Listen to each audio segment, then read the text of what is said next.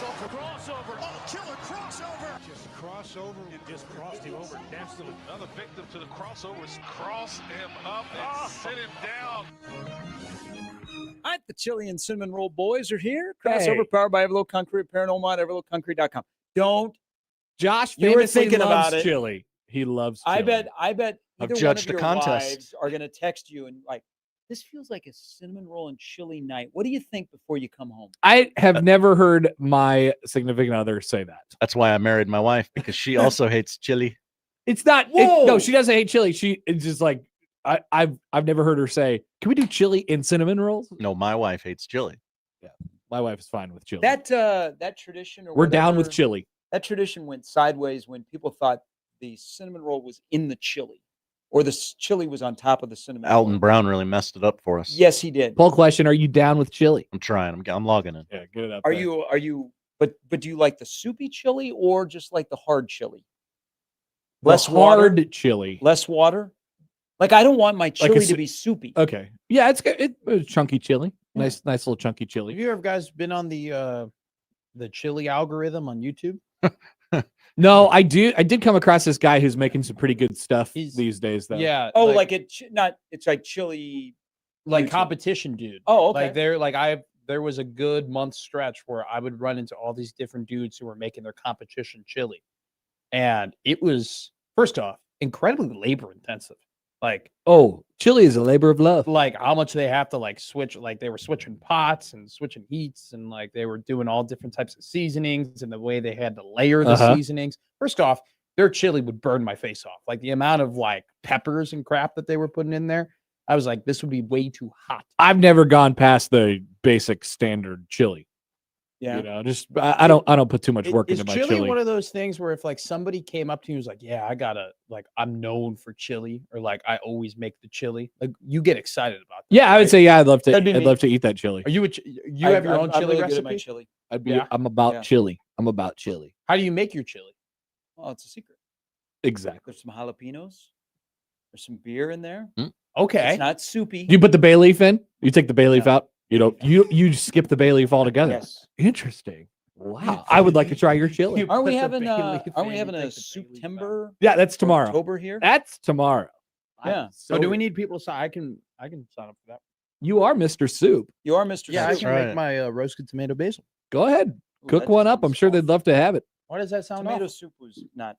Tomato soup really is like, I would say that's the high A of the That's a bad take. organization of soups. I would say What? I would say there's tomato nothing, basil is like there your is nothing five-hole to hitter. tomato.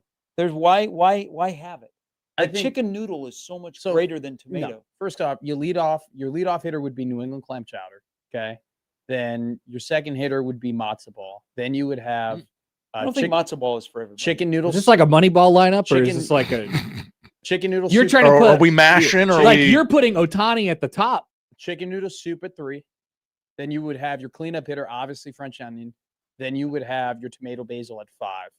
And then your 6, Ooh, you'd be striking out. I'm leading There's a off with lot of speed. Left on base. Leading off with speed. your 6-hole hitter, you want more power, so you go with a lobster bisque. I don't mind your lineup. It's just matzo ball feels. Yeah, and We matzo need ball some is speed for at place. the everybody. top of the lineup, though. Matzo ball is We need some light. Acquired Where's taste. broccoli Ched in the lineup? 9. I What put does broccoli Ryan cheddar in the Braun lineup, hit in the But now lineup? we need an Broccoli Ched's athletic. my closer. We need an athletic 7-hole hitter, like a good. What would like a good defensive shorts or good defensive second baseman in soup be? Like a baked potato. No, that's too heavy hitting. Like the Okay. Omar Infante of soups? Yeah, I don't know. Tough to that's tell. a poll question. Omar Infante or Irving Falou. You had a choice there. Nice. Irving Falou. I would say That's- 7. 7. You go with how about like seven have you had like minestrone. have you made like a lasagna soup? No, I haven't, but I've seen how that's getting really popular. Getting very What about popular. wedding soup? Italian wedding soup? Yeah. No, not in my lineup in AAA. Pretty good player though. Maybe out of Yeah. the bullpen. It's higher than tomato. Tell me about. Can I learn more about this lasagna soup? Yeah, it's just lasagna but soupy. Yeah, they just put more water in the tomato sauce. Is really just what it is. Yeah, You pretty much, add. yeah. You know how lasagna is like a cake? How come Yeah. you didn't It's get asked like to Oh, be I know. the it's- judge of the soup? It's not a You're cake Mr. Soup anymore. guy. It's soup. I'm out. There's a judge for soups. Yeah. You They put the have- they ricotta. have, You put the a couple other people. ricotta on there. I don't know why I didn't get asked to be the judge. I would love to judge. I judged a chili contest last year. Yeah, Josh loves How chili. cool was that? It was a lot of fun actually, Yeah. because it was all new to me. So Okay. Dope. Yeah, 7 would be minestrone, and then 8th we would do. I don't think your lineup makes any sense. I think it makes a ton of sense. I think you need to put somebody with some speed, some on base ability. I think I think that's you're an old. I matzo think ball. you're no. I Lead think you're an old. You Connor wants you to do the new age. But like how you a- build a lineup. How about like a miso? You're like old school. You're like the Hot and sour. 1984 Phillies. Well, a miso would actually. Fit. That's setting the table. That's Nick Grimm would be really mad if I didn't put a miso soup in my baseball lineup. Exactly. Exactly. So, Josh, He is. I'll put him. You know what? I'll put miso in at 2 Yeah. over matzo 2 ball. hole. Okay. 2 hole. Jeter. Yeah, exactly. Got it. And then I think I love my 3-4-5 though. Chicken noodle, French onion, It was strong. and then you know Nice. what? Get some good hardiness I in would there. I would flip lobster bisque and tomato soup. Where is soup on there or on chili? I wouldn't. I think chili's chili. Chili's not in your lineup. Are you sure? Chili make the playoff roster? No, chili. Chili make the 26? No, chili's my 3rd pitcher out of the pen. Wow. My third starter. is Hey, you're chili. starting game 3. We're just waiting to get back to Scooble. Yeah, exactly. I thought he I'm wasted bringing- Scooble performance last night. I'm bringing chili. It was not off- looking good for them. You got 0-3 against get, the Mariners. You got to I get know. Scooble in two out of the 4 games. You got to win. Yeah. Tough, but they beat them. Chili would be like starting game 6 on 4 days rest. Yeah. Jeremy Guthrie. Yeah, Jeremy Guthrie started game 7 of the World Series. People forget that. Jake Arrieta. Which is still kind of wild. It is. It's crazy to think about even now. Did Andrew Whitworth and Ryan Fitzpatrick eat any chili and cinnamon rolls while they were here? I don't believe so, but they shot the hot dog, the Fleener Schwinger. Yep. Good. They had a runza. Yes, saw that. they had a runza. They ate at Virginia's Cafe. Yep. They did a couple other things. And then they drove down a dirt road on the big bus. I heard Timmy B got after it. Timmy B There immediately were went up to the artist many. formerly known as Rule G. There were many spy reports What? that Timmy B was getting after What it. is that deck up there now? Okay, so What is we were up trying there? to figure it out. You know what it used to be. Rule G. I'm not sure what it is now. I think it's for private parties. Yeah. Is Yeah. you could just, Yeah. A-Rod rented it out. Define getting after it. Like food I think you wise, know. Enjoying some pops Yeah. and the people. He did a video. He was- looked a little disheveled. Oh, we And did. Yeah, the he wind did. got to him. Have you seen Tim's yeah, video? clearly. That's why. Have you seen Have Timmy you B's seen video? Tim's video? I'm wondering if I'm blocked by him. You don't see the because- Timmy B tweets? So, Timmy likes Timmy, and somebody tweeted at him that I know somebody that likes you. He's probably still in Lincoln. He'd love to have a picture. Let me see if Tim Brando has blocked me, and I've never interacted with Tim Brando on Twitter. That'd be funny.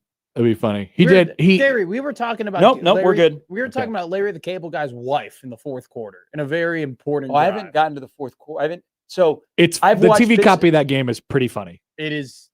First off, too, there was a glitch in the TV. The actual broadcast was like doing some weird stuff in the 1st quarter. well, Yeah, it really the whole was. It was so operation dumb. wasn't Yeah. good, and I don't think it wasn't up to Big Ten standards. I'm out on Fox. It wasn't up to anybody's standard. I think Fox is canceled. I Well, think you all the can't- games should be on So I NBC know or that CBS. he explained on Twitter that the double numbers threw him off. Oh. Oh yeah, he got Carter Nelson wrong. He called him somebody, whoever else is 29. Dude, how about because I was listening to the radio on the block punt. Kyle completely nailed who blocked the punt and then who picked it up right away. Whoa. He was like, Khan blocked it and what's wrong? He's making that face. What's wrong? But then, are you He's talking about making- the touchdown math? He's making a face. Are you thinking about This the is- No, this okay. is- no, no. I've been hosting with Gary long enough now to know what the faces mean, and that was a So funny he face. was told that was coming on that play. Oh, well, Yeah. great. Yeah, no, there's nothing Yeah. wrong with Oh, that's it. awesome. Absolutely. That's Yeah. actually dope. So he was prepared for it, but it was a really good call in his impersonation of John Baylor. They were very confident throughout the week that they Kaboom! were going to block a punt for Yeah. some. They were like So- telling everyone in earshot, like, we're going to block a punt this So week, he and I'm knew- sure of He it. knew on that play that punt was going to be blocked. Yeah, This nice. This That's has great. become a weekly thing now because, like, the Michigan game, they were telling everybody in earshot that they were going to return a punt for a touchdown.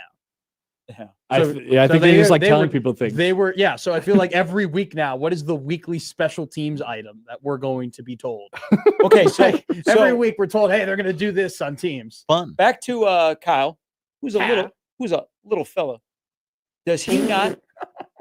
Whoa. He's not very big. He's a short guy. He's a short guy. Short king. He's Did got you guys good ever arms, met him? though. He's a very short guy. I've Very never- nice guy. I've never met him, but We've he's got nice we've biceps. shared. He's probably conversations. listening right now. Hello, Kyle. Hey, Kyle. Hi, Kyle. You're really good, man. But do you think when there's a big play, like whether the Hail Mary or the punt block, that he sounds a lot like John Baylor? Kaboom. Yeah, he's got a little bit of that trail off, like, Yeah. Yeah. Yeah. But he nailed the call. Yeah, absolutely. Josh I was and like, whoa, he knew who blocked. And then he tweeted out or TikTok the video, the booth cam video, and on top of it. I know. But And Damon was there texting and responding on Twitter to people. yes, indeed. he Is he getting Great. fights with John during the game? I don't think so. Okay, good. He actually, I do give credit to Damon. Very much a multitasker during the game. I think that Because- is a good Because call. Yes. there have been times where there's a response to a text. I'm like, are you not on the air? There's a on the air. play going on. like the He ball, can do both. The can ball do is both. in the air, and you get a text. Yeah, pretty much. I mean, that is a skilled multitasker. Well, I was gonna say though, because Damon actually is.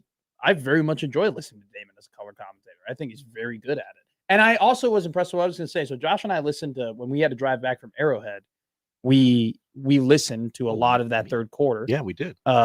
And then I listened to the third game because I was driving for BROR, and I was a little late, so I was listening to some of the third quarter, and I was impressed like how comfortable he's gotten. Like he very quickly, like he's gotten very comfy in the booth and like is more natural, and like him and Damon like bounce off of one of each other way better now. It ain't Like, easy, Loves baby. The scarlet and cream. Yes, he's on the Scarlet and Cream. And there are a lot of sponsorships. A Wow. lot of sponsorships. Like- you got to be on top of it. You got to know, like every play, or I mean, if you almost think, everything that happens at a football game is sponsored. If you think Thursday night high school football on CW has a lot of inventory, You think Big Red What? Overreaction's got a bunch? what that yeah. streaker on the field was brought to you by. yeah. yeah, they next just week. they opened up the door when the Pinnacle Sports Network got the rights, and the next thing you know, everything is sponsored. It's beautiful. It's a beautiful Yeah. thing. Yeah. Pay for dude. Okay, so here's the thing that I learned on Saturday. Oh, I was doing the Cornhusker kickoff yet again with my Did we ever figure out our musical guest? yes, great guy, Phil Moore. Fillmore. Phil Moore told me when he walked in, he was like, I screwed up my hand and I think my hand is broken. Will you shake my hand? And I said, but like, and he was like, shake it really hard, like shake it like a You get good pranked? handshake.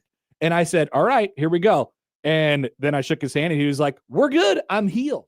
So that was the interaction that me and Phil Moore had. And then I introduced him and that whole thing. But here's what I you gotta, by the way, you got to make sure that you space out his name, Phil Moore. Nope. It's 'Cause- Phil Moore. Wait.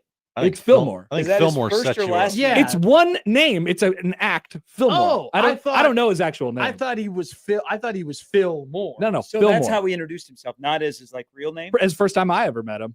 You know, he When you told me to met shake the his hand. wrestlers, what did they introduce? They you introduced as? them as their real name. Oh, really? Yeah. They Yeah. didn't kayfabe But then you? when the players were around, they went back into character. He Yeah. didn't. He wasn't No. like we're the riders. So I was doing the thing, and part of the kickoff, there's a big screen on the east wall of the Hawks Championship Center, and when they walk off the bus, Yeah. they go live to. They have a live camera shot of them Okay. getting off the bus. It's pretty cool. So before that, I heard this kind of boom up on the roof, or it was very near. Yeah. Boom, and I was like, random firework just went off. Like, what happened? They got a big pyro budget, as we Yeah. know. So they shoot off a singular firework when the team leaves the hotel.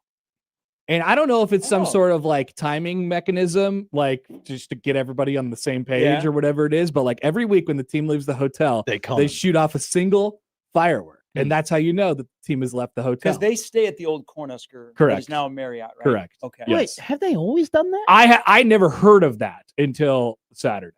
I was like, Wow. what was that? And they were like, that's when they leave. And I'm like, wow. Is that a?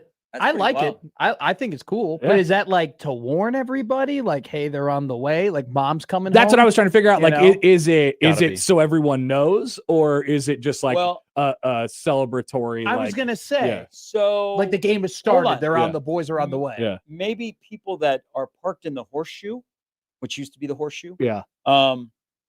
they Then know they can to get prepared. ready for the legacy walk. Maybe. Oh. Maybe. Maybe they knew about it and we don't. But that is why. So did you ask her? That's what I was like, what was the firework? And they were like, that's when But the you team didn't leaves get. the They hotel. didn't give you like any That meaning is, or. hey, No. that is like a brilliant idea. Yeah. No, it is. I think it's cool if it's just like a tradition. If it's like, hey, the game has started. The So, boys are so coming. now you hear a firework like 2.5 hours before the game starts. Team's on their way. They're coming. That's dope. We coming. Have you? Is this? Takes them like 6 minutes, I think, with the police escort to get to their parking Did somebody spot. call them? Like, we're in the car. Oh yeah, they're all calmed up. Yeah. Yeah, for sure. Well, and then on Saturday they needed the Clydesdales. The Clydesdales, yes, the building kind of cleared out at about 1:00 when the Clydesdales were making their rounds, and then they came back. Did you know that was the lead-in toward for the football game? Was America's Day at the Races? There was like a turf race at the Belmont right before. Oh, on FS1. On FS1, there was a turf race. It was a great turf race. It was actually very competitive. Love a good turf race. I looked. Well, I Turf thought race the is game at awesome. one point would be over by 6 because the first half flew by. And then we played 3.5 hours of football. Jeez. It was a very long football game. Hey, are those AW? What were their name? OPS Magnum and Turbo. One of them is Todd. Okay, no. But are they coming back like for Omaha this year? No, because they've dropped the whole trash can. No new. They have bit? something. They have something new. Oh, they're going to do something yeah. new. But they got to win some games first. Okay. What are they going to bang this year? How many until they break it out? I don't know. Remember last year they were 4-9. It started as a motivation. Yeah. And It was natural. Yeah. I don't know. Hopefully they'll find out tomorrow their preseason favorite in the Summit League for the first time in program history. Hello. I also had somebody close to me wonder out loud about a certain thing that happened on Saturday as well. Not the guy running across the field, which was hilarious. I did see his video, by the way. He did not get away. I mean, he got was, apprehended. Yeah. Oh, okay. But no. But I let's didn't know go. about it. I got to ask this though. Yeah. So you watch the video because it's on TikTok. Yeah. He wanted to be caught. Yeah, at the 50-yard on the line. field. Yeah. Like he has the phone and you can see him. He's like, slow it nobody's down. coming. Like nobody reacted. Is that the new strategy now? It's just like if we go and tackle him, like we give him attention, so let's not do it. Like he's gonna get off the field eventually. Oh, I but just that's I kind of just- interesting. Like nobody. Nothing. But wouldn't that be? Wouldn't like if he wanted to get tackled? Wouldn't the best thing to do to him is just not tackle him? Be But- like, hey, dummy, then now tack- you're out on the field, and here then come the get players. him when he gets underneath some cover, which he Yeah, got which apprehended he- underneath South 'cause Stadium. He hopped over the fence and he was walking like back where the visiting locker room, the Yeah. old tunnel walk. Yeah.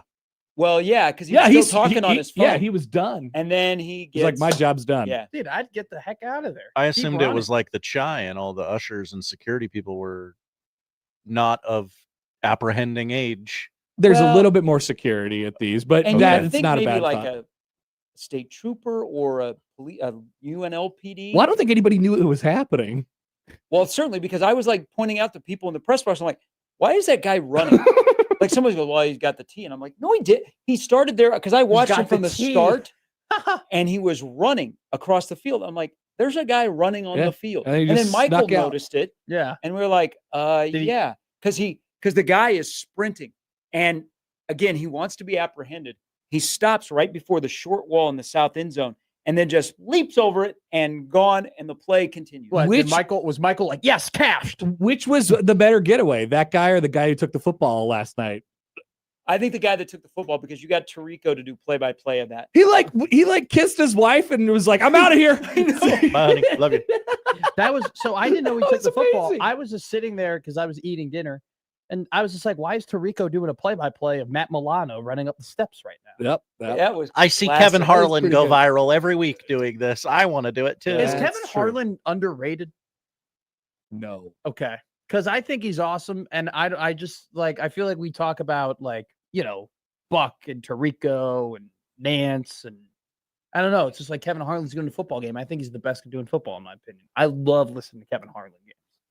You'll be able to hear him tonight Oh really? on 60. Yeah, he does Monday Night Football.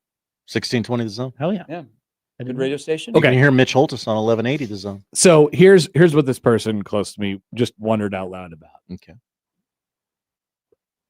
Do you guys get fired up when you see Adam Devine? I think he's cool. I like him That's lot. a good question. Fired up would The not be the word. response- So the response was a little bit muted. One, because they only do it when they don't have the light show and they do the siren. Yeah. And it's so weird. Like it just so he popped out and he wasn't popped out. recognized. He was wearing a hat. He wasn't recognizable right away. So they had to put his name on Husker Vision. Yeah. And then people responded, but not really. No, he's not an A or B or C list celebrity, but I think he's dope. Is he the best we have to offer Yes. to put on the t-shirt cannon? Other than Will Compton Yeah, and Bud. and Bud. Yeah, Bud's been on the t-shirt. Use cannon. both of those already. Yeah. Yeah, we're running out. We only got Gabby Union left, and then we're Who else are we gonna put on that cannon? nothing. Yeah, how many- Zero. how many- know. How many Who home else do you games are have? left Andy here? Roddick come back? Andy Roddick and Mandy Moore when they were dating? Like Alex Gordon. Put Alex Gordon on Yeah, the cannon. see, okay, but I think they're trying to like get celebrities. They Yeah. don't have any. I know. What do they have? You gotta All their find three. celebrities Adam are Devine. athletes. I don't know what. Yeah. I don't know. I You mean, eventually we got to get to Jake Meyer. You know, I mean, it's You got to find three. One of them This is is very probably depressing Gabby. to- one of discussion. them's probably Gabby. Yeah. It's Gabby Because we've run out of Gabby Union and then we're done. No, Yeah. we don't. I mean, it's not like we're Juilliard. We're not like printing out actors. That's all we here. have? Yeah, I mean, Nebraska's a sports school. It's not an acting school. But it didn't have to be like you went to Nebraska. I don't think Adam Devine. Ladies and gentlemen, Alexander Payne. Nice. Here he Ooh. comes. He's gonna fire off the t-shirt cannon. Great. So instead they have the mascot. How about Windy? We get Windhorst out there. He's an Ohio State fan. Dang it. Yeah, really has no connection to Nebraska But except for to living answer your here. question, the response took a bit. Like But- people didn't go nuts. Yeah, Well, yeah. Pitch But Perfect that's was 8 years ago. But he's in a lot of commercials. Mhm. He's Yeah, he's but recognizable. that's weird though. That's a guy that I thought wouldn't have to be a commercial actor. No offense to commercial actors, but I think he's a good enough comedian / actor to be you thought in he movies. was. You thought he was Dude, headed for stardom. He was the crap after Pitch Perfect. He was one of the best parts of Pitch Perfect for sure. And then Pitch Perfect 2 was another worldwide global movie. That Hey, he I was- saw Pitch Perfect. Righteous Gemstones was cool. Yeah, that's Right. what they. I That's what just- they said about I- him when he was on TV. you know, like They're when like you the have Righteous a prospect, Gemstones. when you Oh have yeah, a and then pro- Brando was like, "Oh, he lost a ton of weight." what was going on? it I was don't a know. weird. I don't know. It was a weird Did broadcast. Devin Gardner, someone just tweeted at me and he said, you guys need to talk about Devin Gardner said he was going to fall off the couch. I know don't what that's recall. I don't. Devin It's Gardner, very possible. Devin Gardner at one point I was like, is this the Michigan State color commentator? Like he was really quick to point out a lot of crap Nebraska was doing and then be like, Aiden, 2 is back in the game.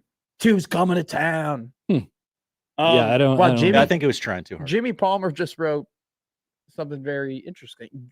Alex Gordon's wife was my childhood sweetheart, LOL. Whoa. Wow. Ooh. Him and Alex Gordon have some beef then. I think she chose correctly. Aaron says Nebraska has 4 to 5 of the biggest named actors and actresses of all time, but Kidding, most of Jimmy. them are dead. Yeah, like Fred Astaire ain't walking through that door. Yep. Marlon Marlon Brando. Brando. Yeah. Okay, so He's dead. Brian says, Right? He goes, Yes. Okay. he goes, I think he's canceled, but who would get more of a reaction, Adam Devine or Chris Klein? See, this is Adam that- Devine. I think so too, but like they're like the same tier of Yeah. guy, but you don't see Chris Klein out there like saying "Go Big Red." You know, Can't we you know what I just, mean? we Like should- maybe we're helping Adam Devine more than Adam Devine's helping us. Probably. True. Oh, big time. But I think Damn Millard actors. I think it'd be funny if Nebraska were to find actors that don't have allegiances to college football teams and adopt them. Oh, like- just take free agents. Take free agents. Be like they have nothing to do Like with Billie their- Eilish shows Yeah, up. or like Margot Robbie. Get her up and moving. Now, that would be awesome. Get her in Husker I would get gear. fired up if I Like- saw Margot Robbie throwing the like, bones. Wouldn't that be funny as hell though? To Shooting be, t-shirts. yeah. Wouldn't that I be get super funny? jacked about Wouldn't that that. be great? We're just like, look, we're kind of dry here in terms of the actors and actresses that we could go to. We're just going to start drafting people and invite them to games and put them in gear and be like, congrats, you're a Nebraska fan. So one of them's going to be Larry. Yeah. Yeah, you got to get him down there. You know, he's Well, got I his don't he's got his know. game day Can we routine. get Guy out. Fieri? Yeah. Does Guy Fieri have a team? A college team? Oh, I know he's yeah. a Raiders fan. I I saw a story on 60 Minutes last night about Guy Fieri's tweeted about tequila getting stolen. Have you seen this? I know His- he has a tequila with Sammy Hagar. His tequila got heisted. In Mexico? on the way from Mexico to where it was supposed to go, and there was like this whole fake trucking company ruse that somebody and then it was just gone, and they ended up finding half of it in a store in California somewhere. But they like all of the bottles ever made were all on this one truck. Like he lost everything. It was a specialty it was a specialty bottle. And did people already purchase it? Well, store, suppliers. That's tough. Yeah. Ladies and gentlemen, JoJo Siwa. There we go. Put her on the cannon. That'd be good for the kids. Ladies and gentlemen, Mark Helgenmer. Okay. Here we go. What wasn't I think The bottom line is Nebraska is lacking celebrity fans. But Matt's idea is interesting. Just pick up some randos. Yeah. Bring them in. I mean, does Jude Law have a team? Incredible pull. Like, great question. I don't think he has a college football team. That'd be a great poll for us. Does Jude Law, born in London, have a college football team? What about like look, Ireland is actually Olivia Munn? What's she up to? No, pass. Well, hard pass. Why? Well, we can already. Taylor she's Swift isn't going to happen. She's because got some of history. a social media post. Yeah. So here's the thing, though. So Ireland is like football in Ireland, American football in Ireland is gaining massive popularity. I have some friends who live out in Ireland who love American football and like went to the Steeler game and everything like that. Like it is the Aer Lingus Classic is working. How about we get Cillian Murphy? There we go. That'd be a massive pickup. Mr. Oppenheimer. I know. I mean, he won an Oscar. Just I was against the bomb, but I love this big old Gatling gun. Be like, this is gonna be like Oppenheimer. Hey, Cillian, instead of splitting the atom, you could split this hot dog, buddy. They got to do something because they can't have that mascot doing that anymore. That's just an embarrassment. Yeah, Gary's out on Herbie. He's been out on The uniform was dumpy. It's just the person inside of it is really talented. So I feel bad for him. But Little Red is so much better. Like Little Red had himself a good day because I watched him interact with Sparty. Did he go inside out? Did he go upside down? Yes, he did. Stupid. It's for the kids. Dumb. The kids love that. Oh, he's jumping on his head again. The kids love that. Oh, we're having some takes in the chat that are like, we're blue collar. We don't need famous actors. Oh, okay. All right. I like that. No, I disagree. Famous people are fun. It's great. No more whimsy. No more whimsy. But there are don't put on a show. There are like specific TikTok influencers that just randomly show up at a Nebraska game, and then Sunday morning you see their content of eating a runza or being in the crowd. I saw the guy. This is incredible. What was up with the guy in the pool? Who was that guy? I have no idea. Have you seen this guy? What? Some guy, got invited to the facility and I guess lost a bet to Matt Rule. Real quick. And Isn't when his the name cold Sean up, Johnson? So there's this. I don't know Because he what was his- shirtless, I don't know what his walking name is. around the Nebraska football So facility. a couple of things. So there's these two dudes who and I give a lot of people credit. There are guys who do like YouTube channels who are like general sports people and they do YouTube shorts and they get really popular just based off of YouTube shorts and making sport content. And these two guys got pretty popular doing that. And then they got invited to Big Ten Media Day. Then they met Coach Matt Rule, met Nebraska, got invited to a game. Who is this? Jack and Jack? I don't know. I don't know their names or anything, but they got invited. And so they took him up on that offer in this game. And then there was another dude he's Icy Vert on Twitter. He was there. And he was there and he was also in the facilities and whatnot. He's also a part of the sport Twitter famous tandem where, Icy like Vert. sport Twitter. If you make really good tweets and you're very funny and you like make people laugh and trigger other people, you can get pretty famous on Twitter through sports. And he is really good at that. So the snapback sports guys that were out at the Big Ten Media Days that did That's the trivia, Yeah. this was their game. And so Rule showed him around the facility and he let him go into the cold plunge tub. Look, I give them a ton of credit because they're just two young guys who built it from the ground up, who have been able to get a pretty good audience of like young people. And Rule obviously likes young people and likes, trying to connect with young people. So he's kind of aligned himself with He these likes guys. clean. And also too, those dudes seem like very genuinely nice people. Like they were very complimentary of the team, very complimentary of Nebraska. Like they're not like baby Gronk where they're making themselves look like jackbutts. I like them. I've seen their stuff. I think they make good content, honestly. It's fun stuff. Based off of what I've seen from Icy Vert on a couple scrolls through Twitter, they're not doing anything. What are they? They're just doing tweets. Yeah. He's No, just so doing Icy tweets. Vert is he's just like a more famous burner. Okay. Like is really And he was in the pool. I It's was like in the pool. he's like if Karen McGee like popped off, nationally. We need Karen McGee in the pool. Brian says, my wife works at Virginia's Cafe. Those two tip very well. Good. Good. All right. They seem like good dudes, man. Like I like them. I'm So is excited this to gonna see their air video on Is this Thursday. going to air on the pregame show? I assume so. Okay. I don't know what other places they're So stopping. they were in at. LA, Yeah. and then once the Rams-Niners game was over, they hopped in the bus and they're going across because is it Giants? It's in New York. I don't know yeah, what it is. it Giants Cowboys? I don't know what game's on Thursday. Might be Giants Cowboys on Thursday. Hello. I'll tell you. But are they stopping anywhere else? Like for a game? I would assume Eagles, so. Giants. Eagles, Giants. Okay. Eagles, Giants. Because Who needs it was more? very random to see because they both stand out. That Andrew Whitworth I was know. on the sidelines. Yeah. And you're like, because people are thinking he's got a son that's being recruited by Nebraska. Yeah, I was trying to figure out why he was there too. I didn't know that they were doing this whole thing, this cross-country road trip. That's cool. I'm excited to see the video. Look at and that. It's what they like, thought of you know what? Virginia's. Like whether it be the Madden bus or the Prime bus. Honestly, I'm a little disappointed that they're like doing the tour because I thought Andrew Whitworth, like he had a son who was an offensive lineman and they were recruiting him. I was like, I wouldn't mind a Whitworth being in a Nebraska jersey. Probably need a couple of those. Andrew Whitworth. He was not wearing his hoodie underneath. He wasn't his- wearing his No. Connor Happer. I was just wearing a Herbie shirt.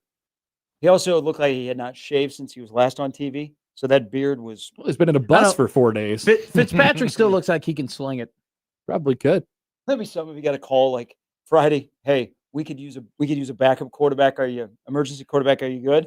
I He mean, just leaves the bus. Yeah. Hey, can we- Drop me off in Denver. he's played in Cleveland before. There you go. Yeah. Whoa, Dylan looked good yesterday. Raiola? No, Gabriel. I know. He was fine. They have Shador. He was okay. We'll see. We got to see him play more than one game. All right. So how was Fillmore's act? He's good. Yeah? Is he a comedian? No, he's a singer Oh, of okay. songs. He's a singer of songs. See, He is signed to Pitbull Mr. 305 Records. Whoa. That was part of his intro from Did people me. know who he was? Did anybody come there for him? It's possible. I don't know. Cuban pop singer having a guy named Fillmore signed to his records is interesting. Here's how I introduced him. For originally from Wildwood, Missouri, with over 275 million on-demand streams and a few country radio singles signed to Pitbull at Mr. 305 Records. Please welcome Nashville recording artist Fillmore. On-demand streams. What's Okay. on-demand streams? Not Like, what, redundant we at used all. to like buy movies on It's like demand. Spotify, you know. That's By how the it- way, I got to ask my dad if all his movies have expired on demand yet. Is on demand still a thing? I don't think so. Can you still press 1 and you go to the menu? I don't think so. Fillmore has a koozie that he sells on his website that says, "I bet your cheeks turned red when you're tipsy." Yeah, nice. He has a song called USA, and he gets everybody to chant USA. He's got USA shirts. They're sold How out. original. He also told me that Groundbreaking he wrote stuff. this song about something. I can't remember what he said he wrote it a about. woman in a truck. No, he wrote some song. It was about something else, and then when he signed with Pitbull changed it into a song about private parts. Hell yeah. Oh, hell yeah. Nice. I was like, cool. And then the rest is history. Now he's famous. Yeah. Well, they said that Flo Rida, his song, that was actually about that was a country song, and then it became, whistle. Oh, That's what okay, they say. okay, gotcha. That's not what they say at all. All right. Well, you guys have a great was Have a Crap good joke. victory Monday. afternoon. Yes, Nebraska won. People forget that. People I forget don't think people are People forgetting. do forget I that. don't know, man. I don't know. People are kind of mad all the time, but whatever. They won That's- by 11 points. That's the crossover powered by Everlevel Concrete Repair in Omaha at everlevelconcrete.com. It's Monday. We'll start things off next. That's the crossover. The Connor Happer Show is next on 1620 The Zone.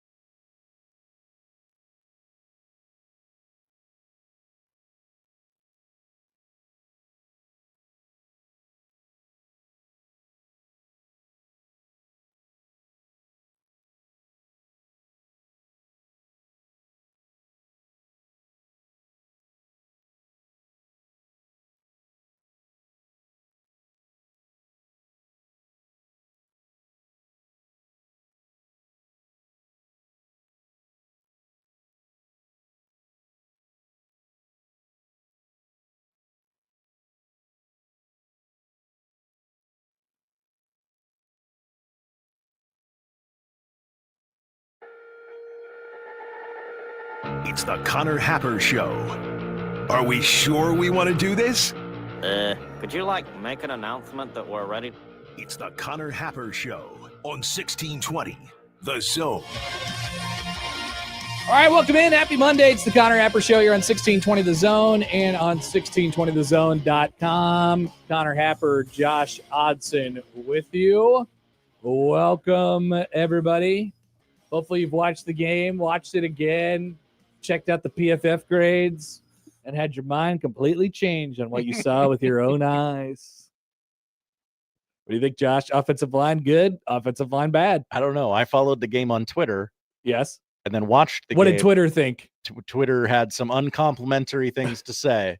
And then I watched the game and I said, ooh, boy, they're blitzing the hell out of Dylan, who will not get rid of the football. And then the PFF grades came out and they said, actually, Elijah Pritchett and Gunnar Gatula are good. Great, even.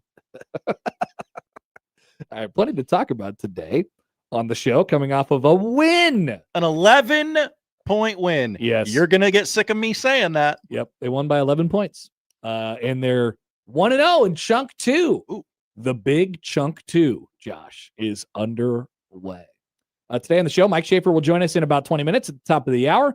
Matt Rule's Monday press conference, just a little shy of 11:30. So we'll hear from him after he's watched the tape. I don't know. I got to go back and I got to watch the tape. I got to see how it looks. So he's watched the tape. So I wonder what his takes will be about the tape. Sam McKewon will join us at 1. That's the lineup powered by the referees at John Higgins Weather Guard. We'd love to hear from you all today. 402-951-1620 on the Prairie Flower Casino Zone hotline. You can call or text that number. Tweet at Happer Show at Connor Happer on the JTech Construction Zone Twitter feed. Email Connor Josh Show at 1620thezone.com on the Equitable Bank Zone inbox. And we say good morning to the YouTube streamers today.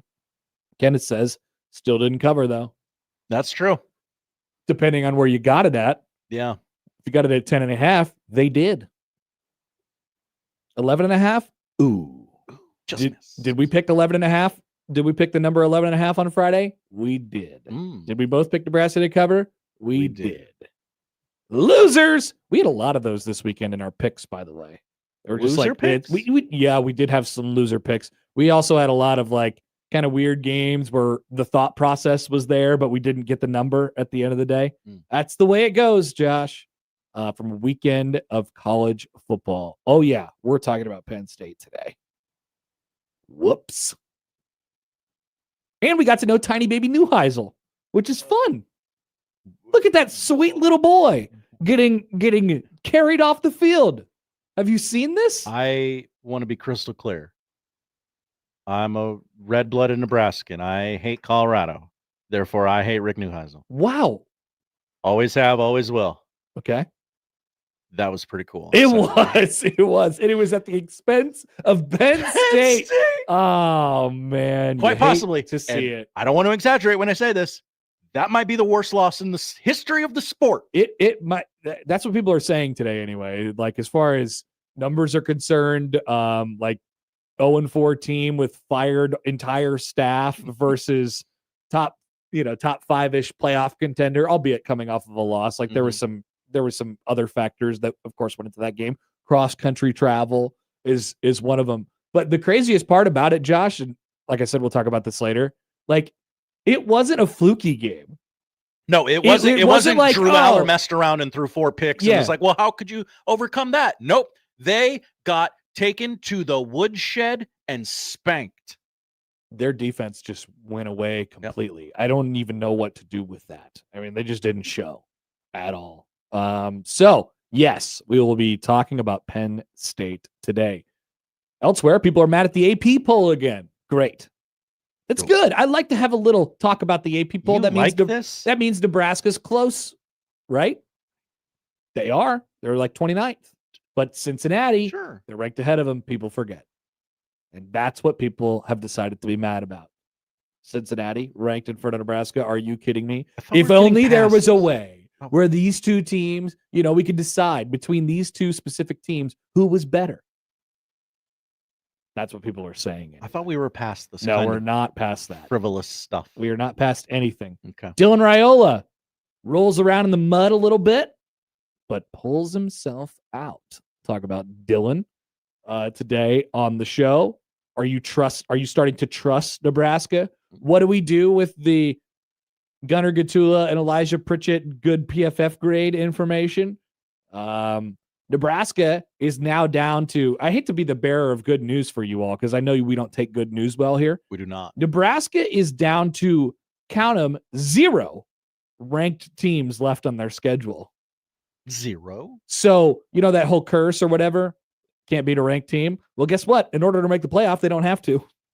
How about that? You ever think about that? Okay. You ever think about that? That's good, right? Something to consider. A couple Matt Rule quotes from Saturday that we'll dive into. Special teams are back. The Patriots might be back. What's going on with Mark Sanchez? What's going on with the Wolf? I don't know anything about this thing. And we're debuting a new segment today. New segment? Cam Ward's dumbass awesome throw of the week. When it happens once, you're like, let's keep an eye on this. When it happens twice, you're like, ooh, we might have a thing here. When it happens 3 times, it's time to make a segment. It's official.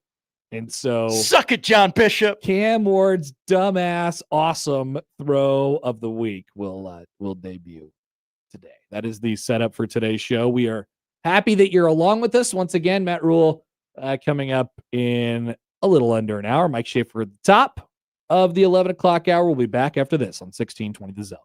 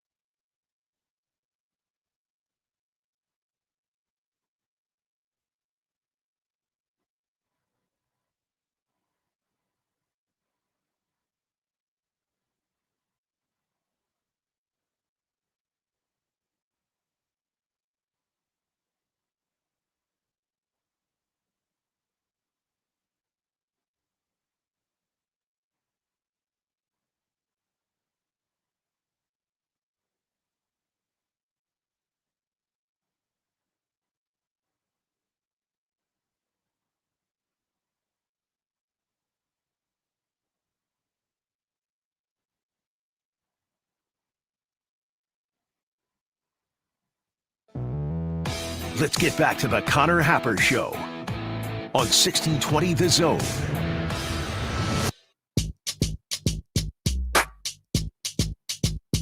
All right, welcome back. Connor Happer, Josh Odson with you on a Monday. The Connor Happer Show on 1620 The Zone. Nebraska won a football game, Josh, by how many points? 11 points. 38-27. Throughout the game, I was just predicting the things that Matt Rule was going to say in his post-game press conference. I think by the end we got to it. We thought it'd be a tight game going in the fourth quarter, so we just had to make a couple more plays and made a couple more plays. Had to ride our emotion. A lot of conversation about the wind. It was a bit. I mean, you could only. I don't like talking about the weather factors so much going into the game because you just don't know what it's going to be like until it's there. But I mean, pretty obviously on Saturday, it was a significant part of the game. And Michigan State was happy to just give Nebraska the win in the fourth quarter where the game was close. So I don't know, you make that call. I don't know if it was a good call by them, but it was a call indeed. So Nebraska was able to use that to their advantage and rolled around in the mud a little bit and pulled themselves out. I'll tell you this, Josh. It wasn't pretty. There will be many in these, especially in these next three. I think they will each in their own right be not pretty. If I'm to guess, they're going to be close games. It is the Big Ten Conference after all. And really throughout the remainder of the season, the mushy middle, they're all going to kind of be like this. But I do think they're starting to put together, Nebraska is, a little bit of a track record of making some things happen in late game scenarios. I mean, we said it even after the Michigan, I said it anyway, after the Michigan game. Like I was at least pleased that it wasn't because of their own unraveling that they lost. They lost to a team who was better than them on that day, and you could almost swallow that. You could live with that. But they didn't shoot their own foot off. And I know I know that that's a low bar and a low standard for a very proud football program with a very proud fan base. But you have to consider where you've been and where you're trying to go. And you don't have to take one step at a time, but I think this is a giant step for this program. Get over the stuff where it's a close game in the fourth quarter, as they're always going to be, and it just completely comes unglued on you. In the second and third quarter for Nebraska offensively, and defensively for that matter, for a little while, it was coming unglued. It was coming unglued on Saturday. And so, you're down by a touchdown in the third quarter, late in the third quarter, and you go 2 incomplete passes, and it's 3rd and 10, and people are getting really antsy. If Nebraska throws an incomplete pass on 3rd and 10 and has to punt again, we're going to have a serious problem on our hands. I mean, you have to really address the fact that you're probably going to lose that game at this point. But they make a play. Dylan Raiola finds Ja'Cory Barney. He gets going, and the game sort of flips. And then a couple guys made plays late, and Isaiah Hunter, one shoe down the sideline, an excellent play by him. A special teams mishap by the other team. What? A wind-aided special teams mishap for the other team. I've never seen a train wreck in such slow motion as I did on that kick return by Michigan State, who had two very not kick returners. They were supposed to be the kick returners. It just went to them. They were blockers. Two of them, same looking guys, if you know what I mean. They are both looking up into the sky with their arms up. Please come to me, football. And it lands short. They run into each other. Nebraska gets the ball, and they use that as a momentum piece to spring them in the third and in the fourth quarter. So is it crazy for me to say that I sort of like the vibe of this group? And I'm looking big picture here. I try to zoom out a little bit on Mondays. We can get into the granular details and what needs to get better and what can't be worse and how you're going to win these games and all this stuff. We have plenty of time to do this, but you zoom out a little bit and you say, Well, Nebraska won a game by basically exactly how much everyone thought, Vegas thought they were going to win by. And it was close. It was very much in doubt for a long, long part of it. Really after Michigan State had the 17 play drive to cut the lead to 14-7, you're thinking, wow, that was not, and then the offense isn't on the field for 40 minutes or whatever it is. You're like, oh boy, we might be in for a dogfight today. And they were, and either got breaks or made plays in the moments that determined the game. They were on the right side. What did I say right before the year, Josh? I said, we talk about the season this way and this way and this way, but ultimately the season comes down to 50 plays or something like that. Nebraska made all of them on Saturday against Michigan State when the game was close late. So I think they're starting to build a little bit of a track record here for making some things happen late in games. I have no doubt that they're going to be rolling around in the mud at some point in these next 3 games. There's going to be a point in the Maryland game where you're going to say, I think we have to fire everyone and bench everyone. There's going to be a point in the Minnesota game where you say, I think we have to fire everyone and bench everyone.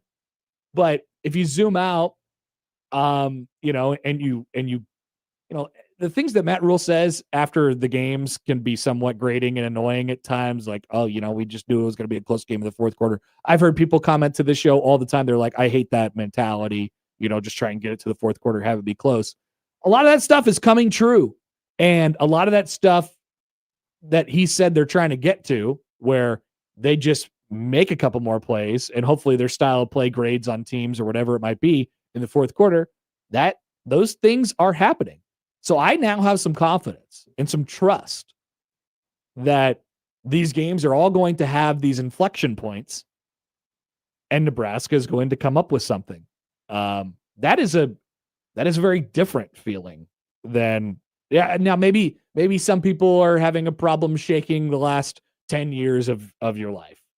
To that, I completely understand it. But if you look at this team this year, Malcolm Hartzog comes up with an interception after they're rolling around the mud. It looks like they're going to get beat against Cincinnati. They're driving down the field. Things are going against them. You're like, whoa, can we stop? Can we slow down this train a little bit? And they came up with the momentum stopping play and won the game immediately after that. And then this game is a great example of that too. The other two against crap competition there's nothing that you could really take from those things except for the stats, which are good. And in the Michigan game, like I said, I thought you probably just lost to a team who was better than you on that day, and they might be better than you overall. And so that's something that you have to kind of live with and coach around as well. But Rule said something after the game that really sort of crystallized it for me. And this is sort of what I'd been trying to say over the last couple of weeks. He said, we are not a perfect team. We have to play around all of our things. And by things, he means things that they're bad at. But also say we show up every week. Even when it's not perfect, we show up. And people might roll their eyes at that. They might say, okay, you're doing the bare minimum. Congratulations. I need you to have perfect offensive line play and perfect quarterback play and perfect wide receiver play and perfect defensive line. And our defensive linemen need to be the biggest and the fastest and the strongest and all these things. Like, I get it. Why aren't they winning by 70 every week? As soon as you all accept that Nebraska's not a perfect team, as soon as you all accept that these games are going to be like this, you might find yourself as a much, much happier person. You might find yourself saying, you know what? Those other teams that they're going to be playing, they have weaknesses too. And Nebraska's strengths can be potentially accentuated game after game after game, magnified game after game after game to where their strengths are better than the other team's strengths. So they're all about matchups. Look at this matchup this weekend. You're playing a team who doesn't run the ball. They refuse. No, thank you, Maryland says, on running the ball. Pass. So, Rule said it last week. Hey, we're not a very good run defense, but we were today. What are you on that day? And then you just stack and stack and stack and stack. And I don't know. I have a fair amount of confidence that they are going to be able to find their way around some of their weaknesses, which they absolutely have, and we'll talk about. They were up 17 with 4.5 minutes to go. And you weren't sure yet? No, I was quite sure most of that second half that they were going to win the football game. Yeah. They figured it out when they had to. They're far from a perfect football team, but part of you're also playing teams that are also far from perfect. Yeah, part of winning football games is beating the team across from you, baby. That's right. I am a little curious about how this show travels. Yeah, they have not been in it's a question they'll have to answer. Hostile environment. Air quotes. Ain't much gonna be hostile about it. Nope. On Saturday, but next two are on the road, and that's different. This will be the first game in which the opposing fans will outnumber the Nebraska fans. Yes, I think. Probably. I think. All right. When we come back, we'll talk to Mike Schaefer of Husker 24/7. We'll see what he thought, where things are at right now, and where we're headed. Where did you come from? Where did you go? Talk to Cotton Eye Joe next on 1620 The Zone. But first, a message from our friends from Underdog Fantasy. Ladies and gentlemen, yes, we have football tonight, football Thursday. Soon enough, there will be football on Tuesdays and Wednesdays for you sickos. Woo! You can make picks and win money right now in the state of Nebraska. It's easy. Just pick whether your favorite players will go higher or lower on stats like rushing yards, receptions, touchdowns, and more. It's that easy. Get your picks right, and you can win up to 5,000 times your cash. So take a look at what we have going on tonight. Have you heard of the Chiefs? Have you heard of the Jaguars? Well, there's plenty of player options that you could take in that game. Higher or lower is the game. Check it out on Underdog. Download the app today.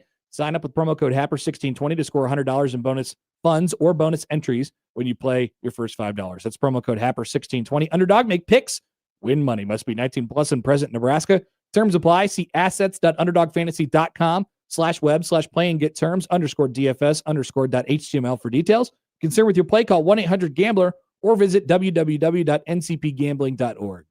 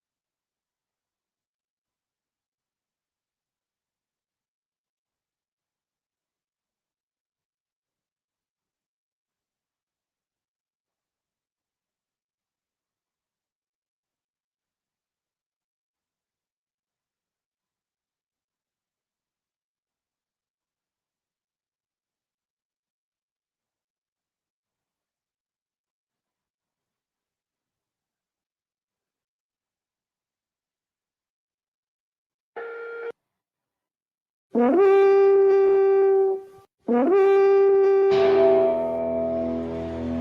to Guardians. Yeah, I have statistics to back up that we have people that listen. Mike Schaefer. Anytime there's sort of a debate as to who can do something, Happer would always put his name forth. For sure. Husker 24/7 on the Connor Happer Show on 1620 The Zone. I could be a star.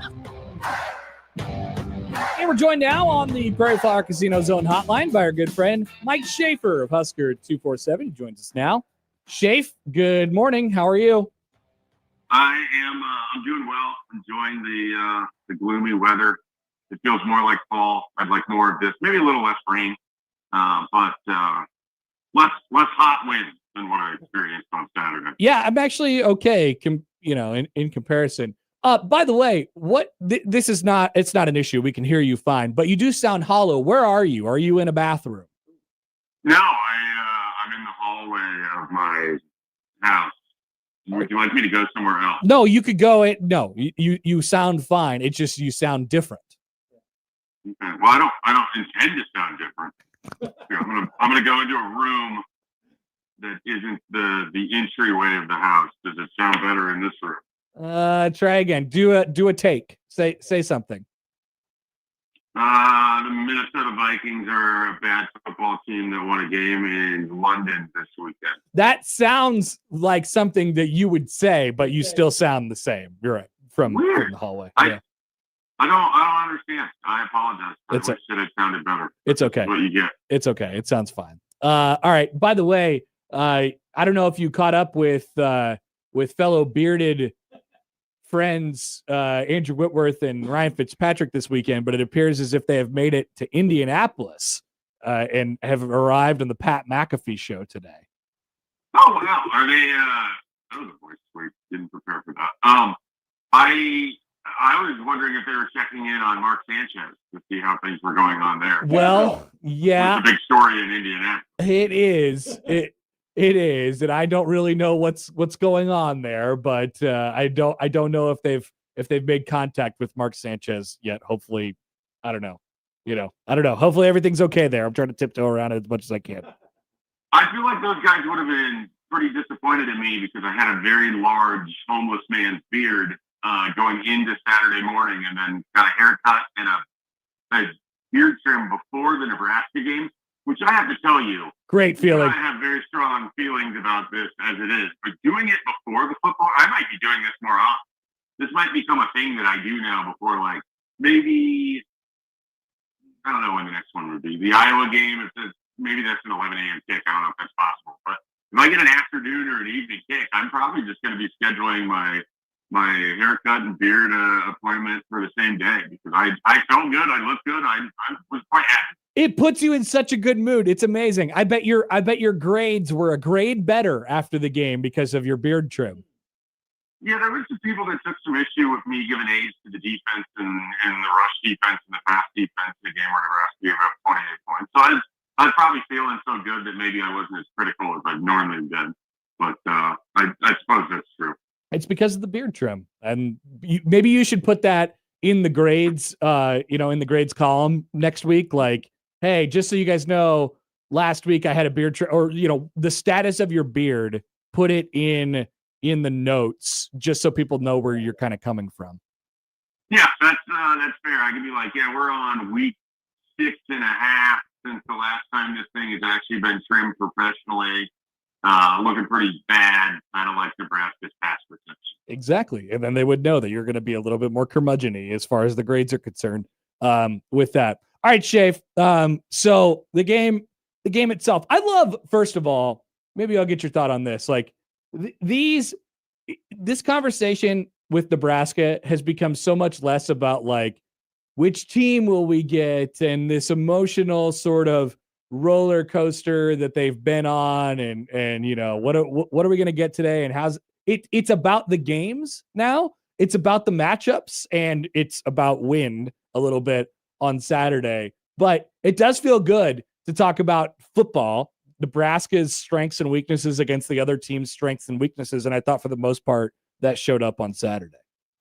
Yeah, I thought Nebraska played despite sort of a weird second and third quarter. I thought Nebraska played a three-phase football game, how you want to see out of a team that you expect to win, 8 games, or we'd like to see be more upwardly mobile in where it's been in the Big Ten. And I think we saw that on Saturday. And I know that seems weird to say because the second quarter was so bad, but just look at what happened in that game. Nebraska special teams were the best unit on the field out of any unit for anybody between Nebraska and Michigan State.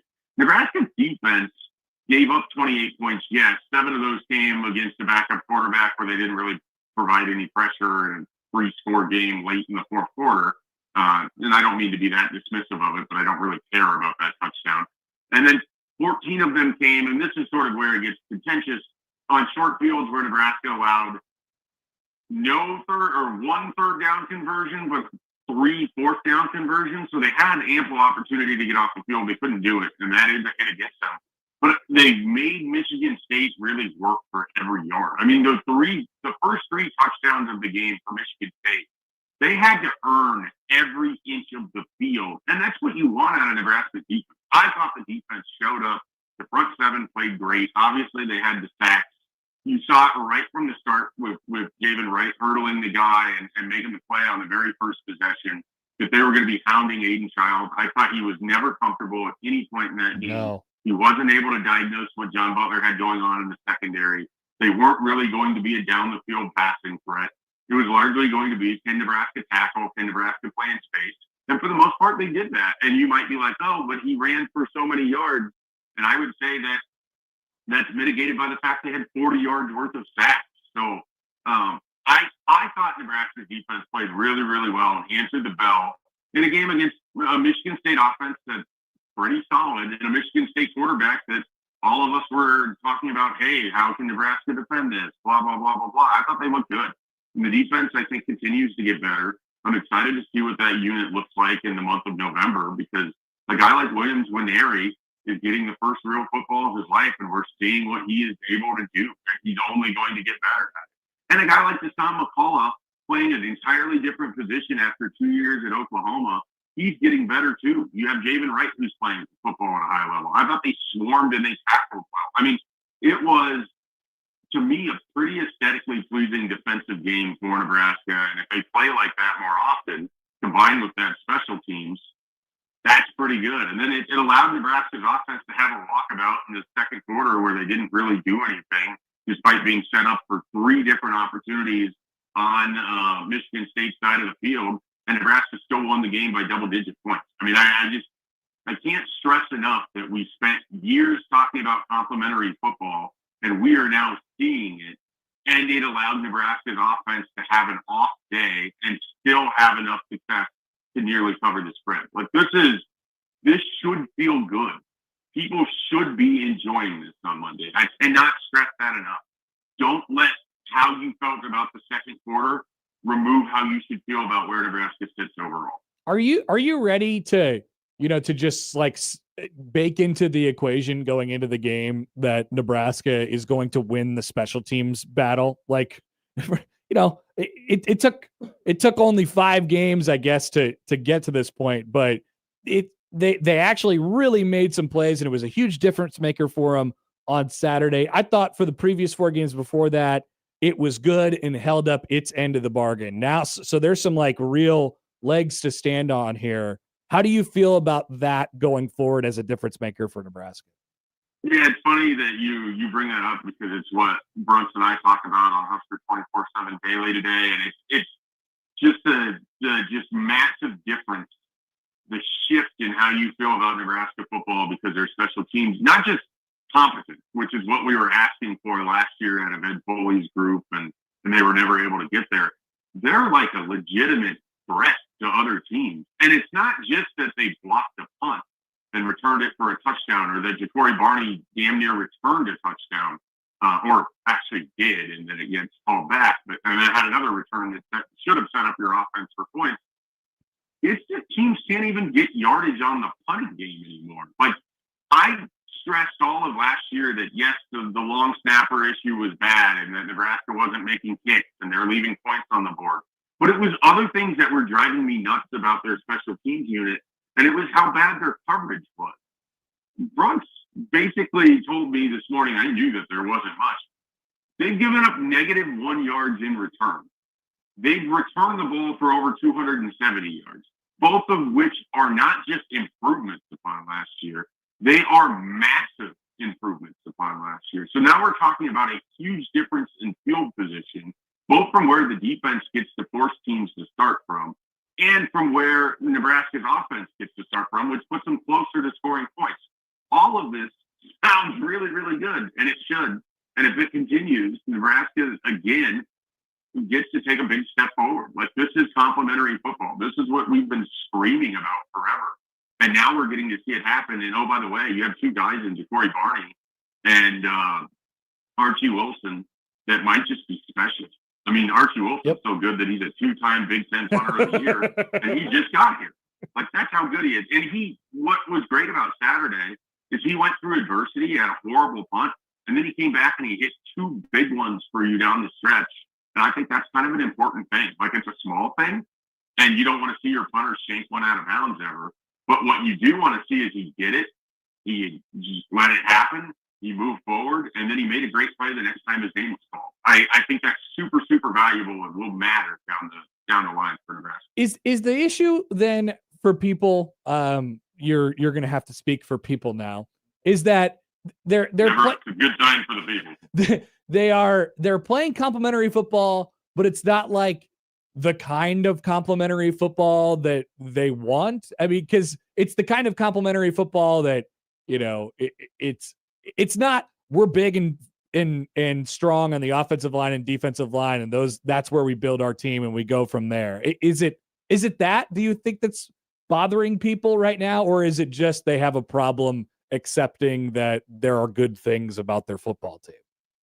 I think, and this isn't everybody, but there's a vocal segment of the fan base that would have you believe Nebraska's not 4-1 right now. They're actually like 2-3, and they didn't have wins over Cincinnati and Michigan State. And the only teams that they've beaten have been over Mass Akron and Houston Christian. I think a lot of that has to do with there's sort of this invisible standard that we're applying to Nebraska that doesn't seem to get applied to anybody else. It doesn't matter, because what matters is the wins, and we spend all this time talking about it doesn't matter what it looks like to leave Saturday with a win. How many times has that said in 2020, 2021, and 2022 when Nebraska's high watermark for wins was 4? So they've matched that already at this point in the season with the chance to do a lot more. And so I think some of it is, you know, we have this misconception of what college football is. These teams aren't perfect. Yep. If you go watch whatever SEC team Paul Feinbaum wants to tell you is a college football playoff team, and I guarantee you're going to see mishaps, mistakes, poor blocking, bad run defense at times, missed assignment. Like, that's what college football is. It's this winning in the margins, which is what Nebraska hadn't been doing, that it is now doing, that I think gives them an elevated chance of more success. And so, yeah, I mean, it's not perfect out there. And Dylan Raiola has to be better, and the offensive line needs to be better. And Dana Holgerson needs to dial in a little bit better in the red zone. And all of these things are true. And Nebraska's rush defense still has a tendency for too many busts and whatever else. If you're continuing to be better in the margins, if you're continuing to play complementary football, if you're giving yourself an opportunity, and all we're talking about is a 3-point loss in a game in which you left points on the board and had points taken off of the board, I'd say Nebraska's in a pretty good spot for where we would expect them to be in year 3. I've seen a lot of, like, this isn't a real Matt Rule year 3 season because they're 4-1 and they lost to Michigan. I don't know. I think I need a lot more data to decide that. And they're going to have these opportunities. And the other thing that's a little bit difficult is even if Nebraska goes 3-0 over these next 3 games, there will be some segment of the fan base that won't give them credit for it. But it doesn't matter. You know, if they're 7-1 going into November and you're upset with it, I think you got to look at the mirror. It's about you at this point. Yep. Mike Schaefer, Husker 247. All right, Schaefer, looking forward to the stuff this week. Appreciate it as always. We'll let you go and have a good one. Have a good week. Enjoy our couple days of gloomy fall weather before it returns back to, late summer. Oh, we indeed will. See ya. Yeah. Mike Schaefer, Husker 247. We didn't do guards talk. but I was curious to little exit interview. Yeah, how was the ride for him? Mhm. I think he probably enjoyed the ride. He probably, when September started, he wasn't expecting a whole bunch of playoff success because he was expecting to not have to care about the playoffs at all. Sure. Then he got to care about the playoffs for at least 3 games. So, maybe that's a win. I don't know. Maybe. Jonathan Smith doing his weekly presser. Oh, Jonathan. Here's a quote. Fluidity. We got outplayed, outcoached in the fourth quarter at Nebraska. Interesting. Outcoached, huh? There are people in the comments saying, "Oh, Nebraska's a Big 12 team." They're who cares? Who cares? They are 4-1. Who cares? You coach and play around what you have and what the other teams have. That's it. And we'll evaluate on a game-by-game basis. We'll be back. Matt Rule will have his Monday press conference. He watched the tape. Wonder what he thinks. Back after this on 1620 The Zone.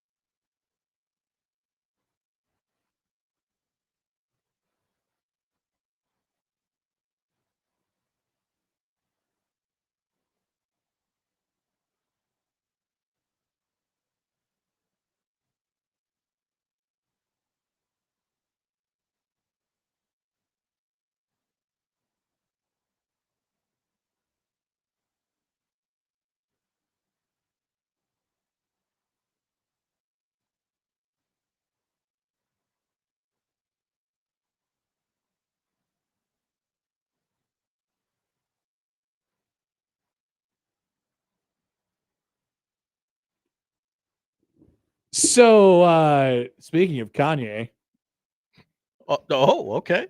Well, Texas A&M. I just have no idea where you're going. Texas A&M comes out to power. Oh, do they?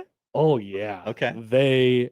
That was quite the scene there at College Station over the weekend. Blackout. Yeah, they did the blackout for Mississippi I bet State. Trev loved that. Yeah, I don't know Trev's take, but it looked awesome. It looked really cool. I saw a video of Elko running out of the tunnel. They were fired up. Anyway, Matt Rule's coming up for his press conference in just a moment. I'd like to remind you all, actually, I'd like to inform you all, I think for the first time this week, that this week's zone half-off deal is Jungle Driving School, where they turn first-time teen drivers into confident road-ready explorers. The comprehensive driving instruction package is a $549 value. And you, with the zone half-off deal this week at Friday at 9, are going to get it for $275. Are you kidding me? That is some big-time savings. So check out more information, 1620thezone.com, for all the things that Jungle Driving School has to offer, including a deeper dive on steering and lane positioning, speed control, blind spots, lane changes, parking spacing. It's comprehensive. Jungle Driving School has you covered. That's the zone deal this Friday at 9, 1620thezone.com. Josh, you just let me know when Matt Rule shows up, and I will drop everything. But for right now, it's time to go back to the comments. The comments. Jimmy got mad at me in the comments because he was saying that Nebraska's a Big 12 team and, they're weak in the lines. And I said, I don't care. To be clear, you talked about Josh, me. How dare you? To be clear, I do care about everyone's feelings. I care. Josh doesn't, of course. I care about everyone's feelings. And it is important to know what Nebraska is. But the reason I say I don't care is because they're winning and they appear to be good at what they're doing. Nebraska. They appear to be maybe a little bit more like a Big 12 team. Sure, whatever, however you want to, put that label on it. I'm a millennial. I hate labels. Typical millennial. Whatever label you want to put on it, sure. You could say, in short, that they look and appear to be more like a Big 12 team than a Big 10 team. Great, but accurate assessment. I think they're pretty good at it. And I think there's a lot of Big 10 teams that are trying to be Big 10 teams and suck at it. So I would rather be a good Big 12 team than a sucky ass Big 10 team. I think it's about matchups. And I think Nebraska's playing another wannabe Big 12 team this week. And I think, if you want to put the labels on it. I don't know how you would categorize Northwestern. I don't know what they're trying to do. Minnesota, that'll be a challenge for Nebraska because they're big and physical up front, and and they want to push you around. And that's just what they always are. Iowa, it'll be a challenge. But look at the teams that they're playing. You're crazy if you don't think Nebraska can't win 9 games this way. They can. They might not win another game, Connor. They can't block anyone. So from that perspective, I don't care. Brian says, we are going to lose this week.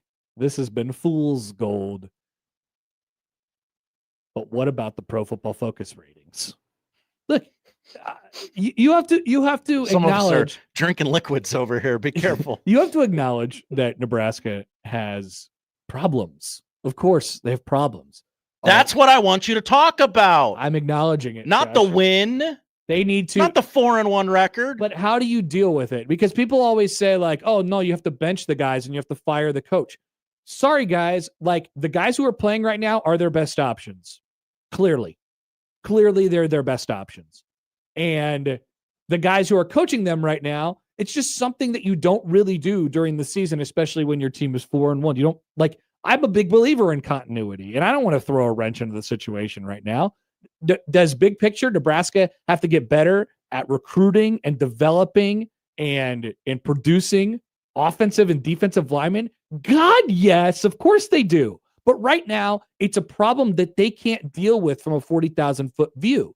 It's a problem that they have to deal with on a per game basis. And here's how you do it. You scheme around it. You figure out what your problems are and you minimize them by avoiding them. You know the little kid, the little pipsqueak who played right field in 3rd grade? The little pipsqueak, Josh? I'm semi-familiar. Every team had a great shortstop. You know, some shortstops were better than the others, hitting 3-hole or pitching and hitting leadoff and things like that. But all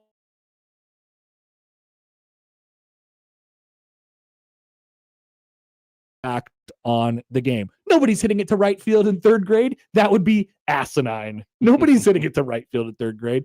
It's the same concept here. You hide and scheme around your weaknesses. And, you know, I think that there's probably a conversation to be had about, whoa, what's that?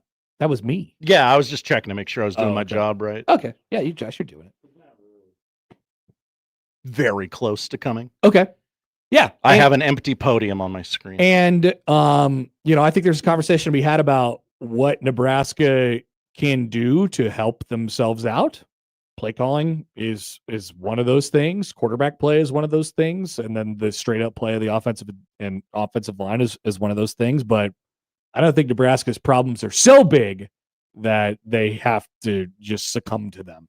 You know, you can work through them. All right. With that, let's head out to Matt Rule here at the Hawks Championship Center.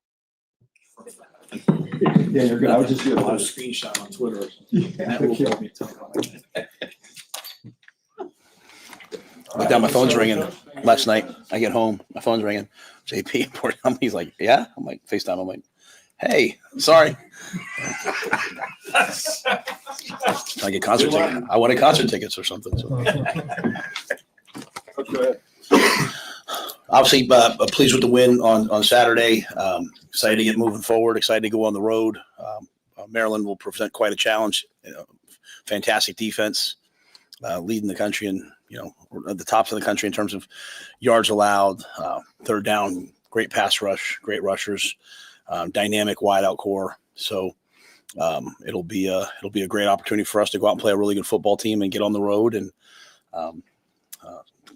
kind of really didn't do that. I mean, we did it at Kansas City, but not truly, you know, get on a plane and go somewhere across the country. So look forward as a chance for our team to grow and build a sense of brotherhood even more. So we're excited about it. So I'll take your questions. Already seeing in the Big Ten games this year that the travel can have an effect if it's the travel, but road teams that go a long way are not having great success, like similar to last year. What with that in mind have you guys done in this program to minimize the impact of going halfway across the country? Sorry. Well, I think first, like, you know, it's one of the great things about being in Nebraska, we're essentially located. So we're not on these 6-hour flights, you know, like I think about like some of these guys going West Coast to East Coast. I mean, how hard that is. Even in the NFL, you probably only do it like once a year. You know, you go from the East Coast to the West Coast or vice versa.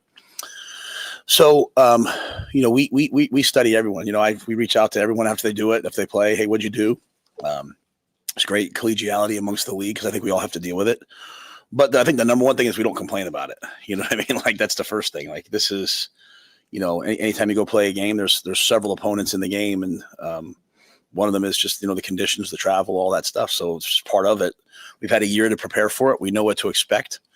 You know, we were glad it's not a night game because we come back and play on Friday night. We were hoping for an 11 o'clock game, but 3 o'clock will take. And the only difference being, Mitch, that we're going to go out Thursday because, you know, when you arrive there, you know, you fly into BWI, you got to drive about an hour to Bethesda to get to the airport.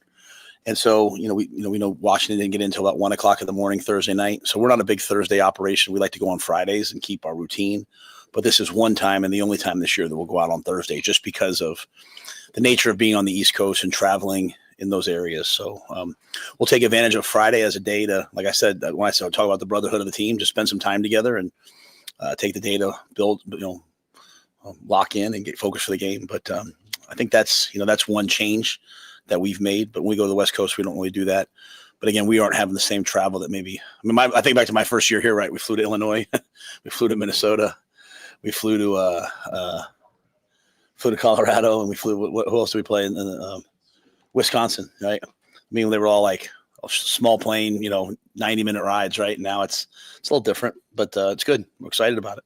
You guys practice out there like high school or somewhere? Yeah, we're gonna go. We'll walk. We practice on Thursdays and we walk through on Fridays. So we will walk through on Friday at a local high school. You said you wanted So watch before you comment on the offensive line against Michigan State. You want to watch the film. What you see? I saw a lot of good things, and I saw some other things that have to be improved. Some of the sacks are on them. Some of the sacks are on other people. Like that. I think it's just I think like right now Emmett Johnson is third in the league in rushing.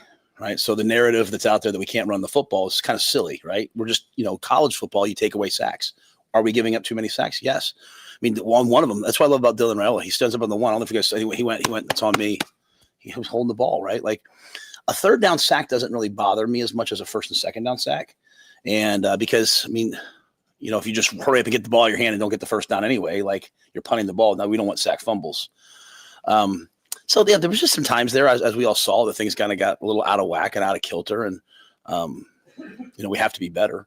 But I don't think it's like this. Oh my gosh, we can't block anybody. We had 9 plays, I think 38 yards in the first quarter. We had a horrific second quarter, unlike anything I've ever been a part of. All right, so let's call it what it was. But we had a 104-yard third quarter. We had a 103-yard fourth quarter. So, it's on pace to be about a 420-yard day. You know what I'm saying? It's just, we just didn't play well there for a while. What I was happy about was that the guys just kept playing. They didn't panic. I mean, we have the ball in the red zone. And if you guys want to go back and watch the all 22, Dane Key runs an over route. He's wide open. It's a walk-in touchdown. And they blitz the safety. And not that we can't block him, just the left tackle just busts, doesn't block him, right? It's just a mental error. So we fixed the mental error. We keep coaching, right? It's kind of what we've been talking about all year, just trying to improve what we're doing. Some of them, the quarterback's trying to hold on, trying to make a play. And if you want to live with the great plays, you have to live with some of those plays too. So we'll keep getting better. But the narrative like, hey, we can't block anybody. I mean, we got to block better. But we're blocking people. We just got to be more consistent. Do you feel like there's an opportunity for Dylan to just kind of let it rip a little bit more and just trust his arm to put it into a tight space? Maybe. No, I don't think that. I don't think so. I think Dylan's playing really well. I think maybe some of the rush got to him at times a little bit last game. He's kind of started like maybe moving around a little bit like this. And I think he settled down. To quote him, I thought in the third and fourth quarter, he had blood in his eyes. After he threw that pick, he was angry and he went out there and made, the play he made on the play to Jacory, not many guys are going to make that. Jacory's supposed to run a 5-step out. Jacory just figured it out because the guy undercut it. He just figured it out and turned up. Dylan stepped up inside. So, I think Dylan's the least of our worries right now. At running back, Isaiah Mosey got some opportunities there on Saturday. Was that the plan to give him some more touches? Yeah. Well, I want Isaiah's. I mean, I was anticipating a 70-75 play game, not a 52 play game. So I was anticipating a little more rhythm. So I'd like to have gotten him, 10 touches or so. But he got four. Plus he's the kick returner. So you're seeing some of the young players for us. It's hard sometimes for coaches. Like you see their talent, but you don't know what they're going to be like in games. As they play in games, you start to see them. So you see the confidence the staff has in Cortez Mills. Right, he gets out there every game, just catches a ball, makes a play. Isaiah Dawson Merritt, he started the game and his reps are going up and up and up. So I think you see the confidence that the staff has in those young guys, and just trying to find the right roles for them. While at the same time, you got a guy like Emmett, who's I think 17th in the country right now in yards from scrimmage. So we don't want to take him off the field too much, but we want to get Isaiah involved. And Mekhi Nelson gets out there; he has a 12-yard run right off the bat. So we're happy with that room. It's just Emmett is playing really well too, and so just trying to find that balance. Like I said, we'd love to have a 70-75 play game so we can get more guys involved. For initial scouting in Maryland, what do you guys see that makes them effective? Good players. I mean, they got a dynamic young quarterback, 5-star recruit who's athletic, but who's a passer. When you have that combination of you're a passer first and you look to throw, but you're also athletic, it extends plays. They hit a lot of deep balls. Their wideouts 1, 4, and 5 can run. 5 can really run. So they're explosive. So, that it's the passing game for them that's really opened up, and they can run the football too. Don't get me wrong, but it's just, there are some challenges there. We're pretty good pass defense, so it should be a good matchup. Then you flip it, they have a bunch of high effort rushers that are relentless. So their pass rush is pretty elite, which is why they're so good on third down. And we just talked about, our ability to create and build and defend a great pocket. So that'll be a key matchup there. And then special teams, we've blocked 3 kicks this year. Jameer Khan has, I think he has a block and a tipped. So that's 2 blocks for him, I guess. Every week I go into Eck, I'm like, hey, I want to block a punt. I want to block punts. We're doing a great job of returning them, but, trying to find design ways to block punts. They do a great job special teams wise, but Eck will always find a way. And Jameer, when you have 2 block punts in your first 5 games at this level, was it 5 games, right? That's pretty impressive. And so we'll continue to try to find ways to get Jameer open. Jacory's doing a good job returning. So, just continue to build off what we're doing special teams wise, which will be a key factor in a game like this. Coach, when you go back and look at last week, why weren't you getting the ball downfield as much as you normally do? I mean, I think the average depth of the throw was 3.1 yards for all your attempts in the game. The game before was 8 or 9 yards. I mean, was there something with the wind, or was it the pressures, the looks that was kind of preventing the ball from getting downfield? Yeah, I would say the wind was obviously a factor. I think you look at them, I think they threw for, there was at one point in the second half where both teams had under, I think, 85 yards. So, again, I'm not here to sit here and be like, we can't sit here and say, well, the wind was there, so we didn't throw.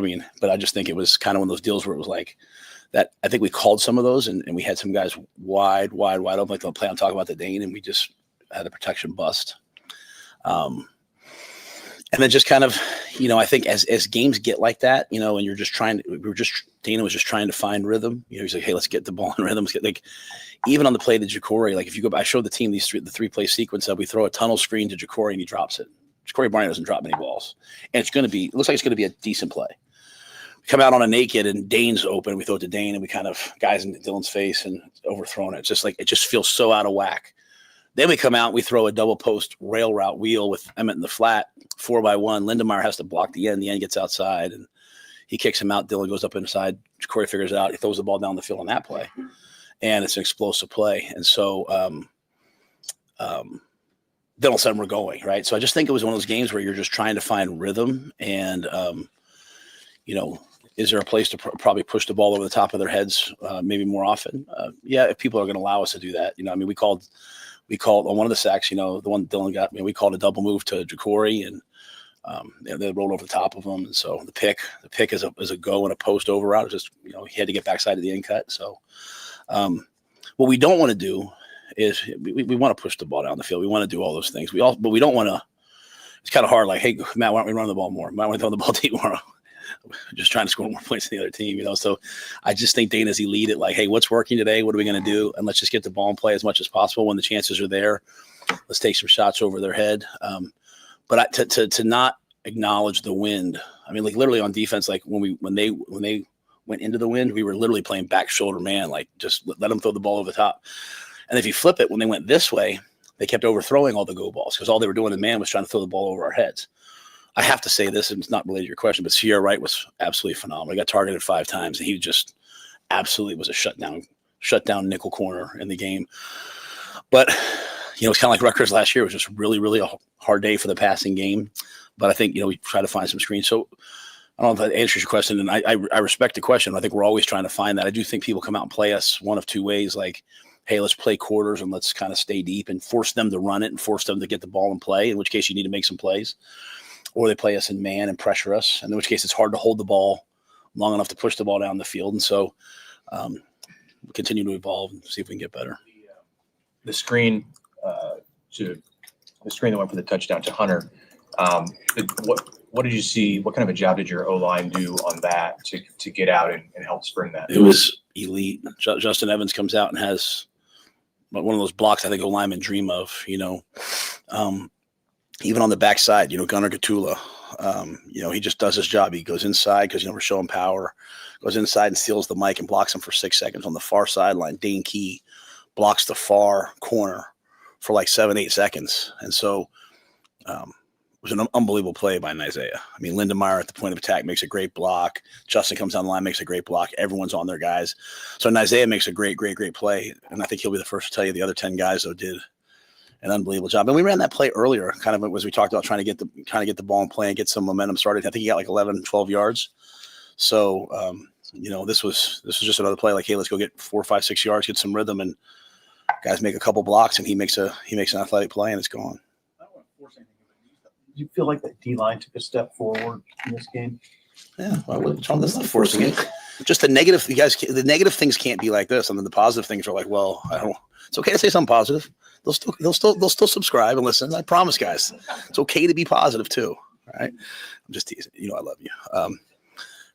No, but I agree with you completely. Like, I thought it was like, and again, I think I said earlier in the year, like, as the season goes on, they will, like, you can practice and practice and practice, but until you play in some games, you start seeing like, man, I can't get off a block. Then all of a sudden you start seeing like, you start walking out. I go out at night, every night, like 6 o'clock, and I sit out on the balcony because there's not a balcony by my office. The assistant coaches all have balconies.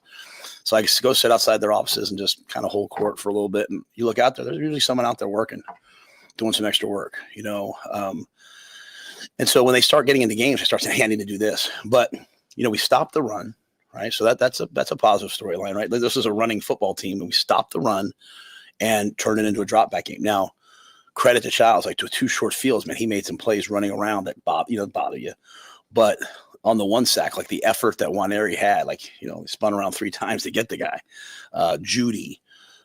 Elijah Judy just keeps getting better in practice and pass rushing. So I thought they made a real step and stop the run and then turn into a passing game. I thought Waneri was like special in the game. I thought McCullough was special in the game. I thought, the inside guys. Then we got some, like, David Huffkin gets in the game for the first time ever. He's playing well. So I think Terry and Phil Simpson are doing a good job with those guys. Williams before, just when you kind of saw that jump, but I mean, how has he met and even exceeded expectations you guys maybe had for him? I think one of the biggest things for me with him was like to get rid of the expectations. Like, when it's like I've experienced it in the NFL. When you're a first round draft pick, you're always measuring yourself against like your draft status and your compensation. When you're a 5-star plus, you're like, just go be a football player, just go be a freshman, go be a sophomore. So to that end, in the spring, the only thing I said to him was, I said, I have one word for you, motor. Like, we timed him, and he runs fast. But when I turn the tape on, I should see that speed. And now you're seeing it. And I think it's just from practice. Like, no, the players probably don't want to hear it, but just if you practice well long enough, eventually it starts to translate, turnover, right? Like, Deshaun Singleton had 2 interceptions in the game. Those are he's in his 5th or 6th year of college football. I don't really know what year. And that's his 3rd interception. Like, Judy is a 5th-year senior. He had his first sack, I think, right? So it's like you just keep doing things and eventually something good will happen. So just trusting the path that you're on instead of all the freshmen, and like, the freshmen are panicked and like their parents are panicked. Like, just do the good, right stuff long enough. And I think that's a great example. Williams is a great example. Like, hey, man, don't worry about your ranking. Don't worry about anything. Just become a good player. And I think he's just taking leaps. We put him in a black shirt last week because he's just playing so much. And we're playing some different packages, like when they go big, we're playing some 4-3, when they go to 11 and we think it's a run, he's playing some 4-3 stuff. We're playing some 5-down stuff. So William will definitely deserve that.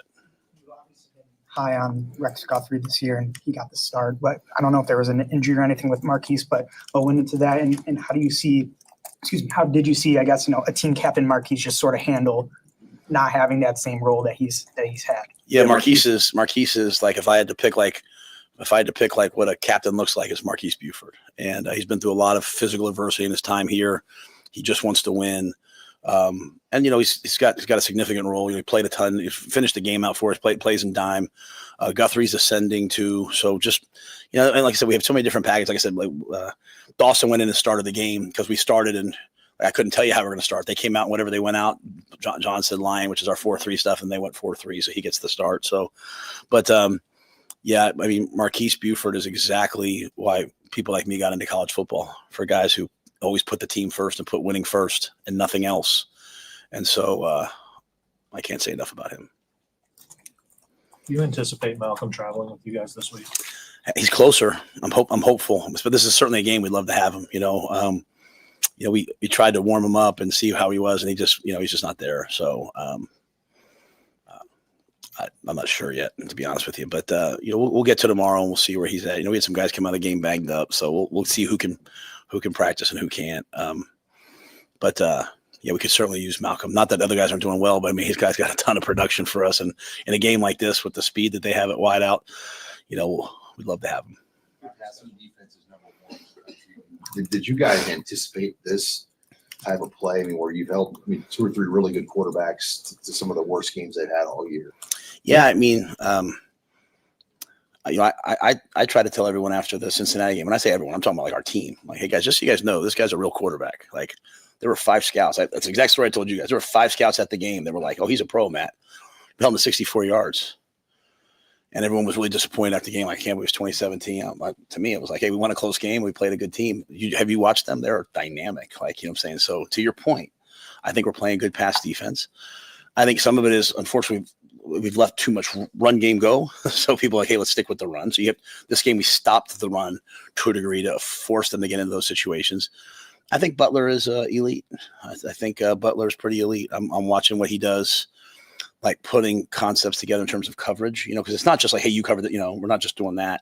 I think Addison is doing a great job. I think the players gravitate towards Snow.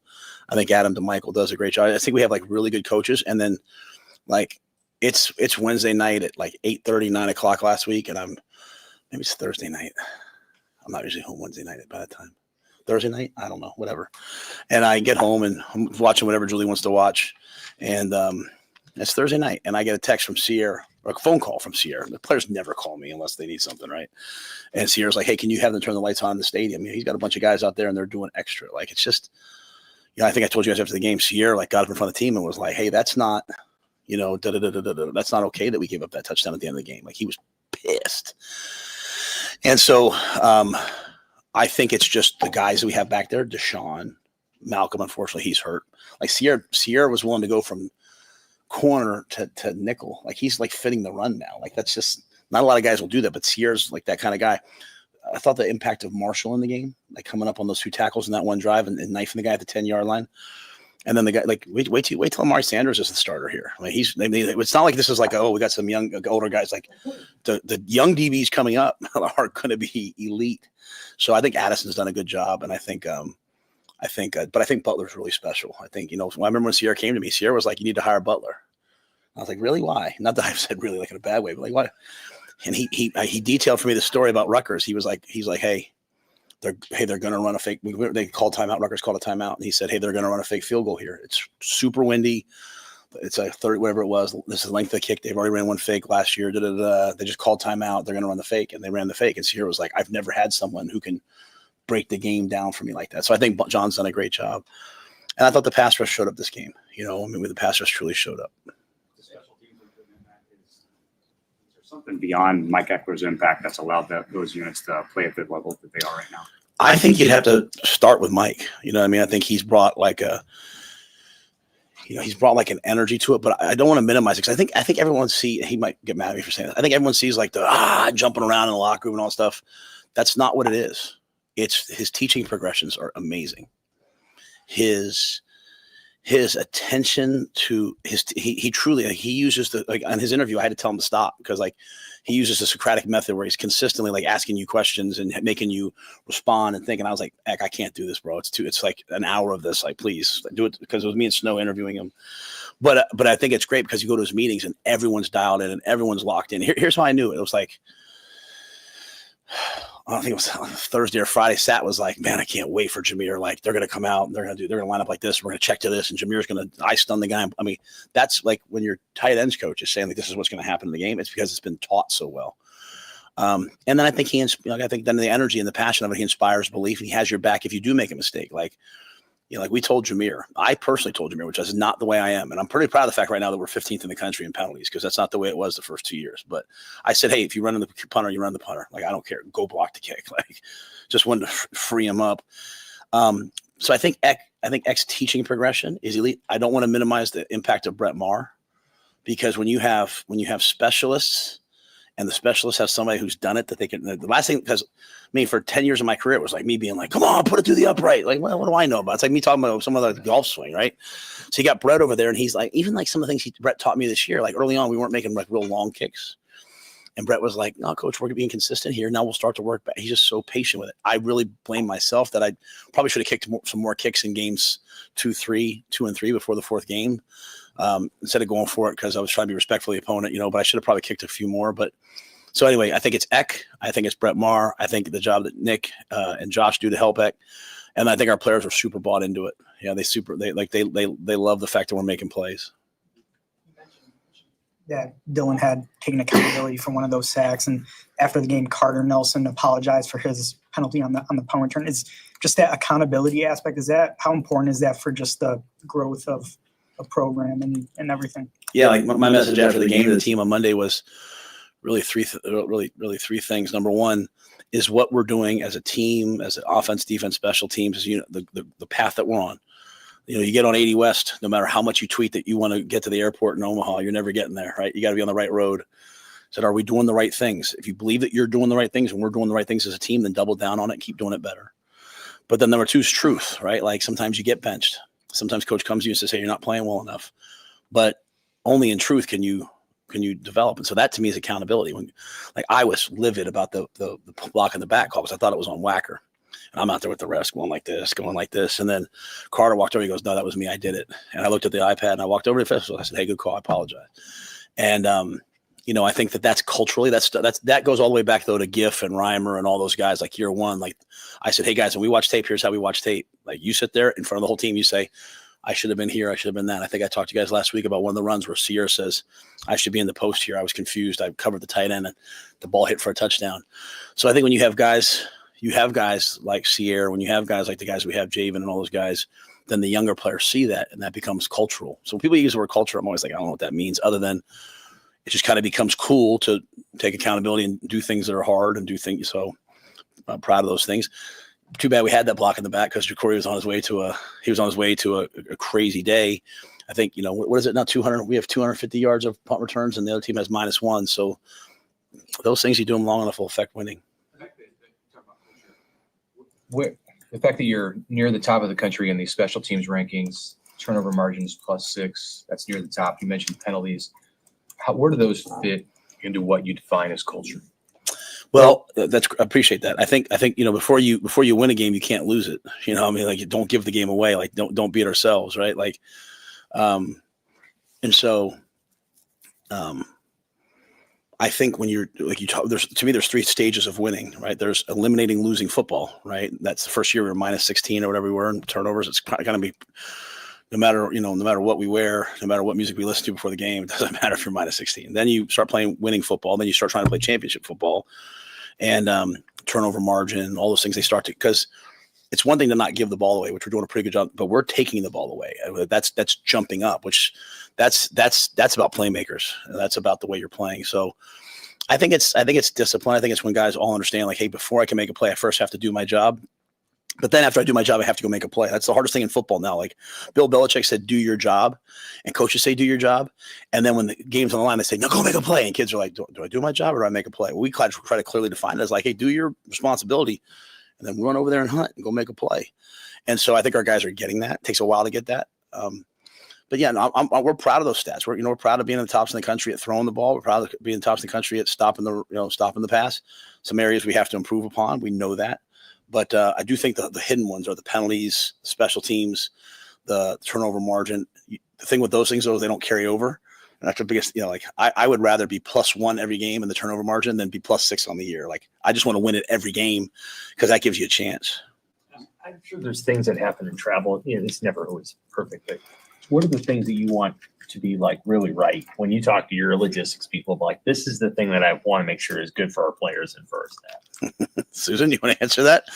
I am so high maintenance when we travel. I remember Sean Patton and I on a bus in Yukon because Connecticut would not let we took a bus because we wanted another helmet. So I traded off with our AD. I said, okay, I'll bus instead of fly there or take the train there, but can I have that money then to get a helmet for our guys? Because we weren't in Nebraska. We were a place that needed to try to do all that cool stuff. And it was supposed to be a 3-hour bus ride. We were on the bus for 6.5 hours. I mean, I literally was losing it. Me and Sean were screaming at each other. He's like, what am I going to do? Move the traffic? So I just like to get there on time. That being said, we also won that game, because the guys were ready to play. And so I mean, the way we travel here, what's allowed, what we're allowed to do, like, just in terms of the resources we have available to us is elite. I mean, what Kristen does, like, I don't have to even think about the meals. Like, we actually take our own chefs from the training table, and they show up there and like they make our omelets for us. They make our, you know what I mean? Like, there's nothing showing up and like, oh, I don't eat this, I don't eat that. Like, some of our guys, we have a couple guys with really restrictive gluten allergies and all that. Like, it's all, she goes a day ahead. She makes sure everything's perfect. So I do feel like the food is important, right? Because I mean, if you get there and all of a sudden you eat something you don't like, and so, but Kristen does such an amazing job with that.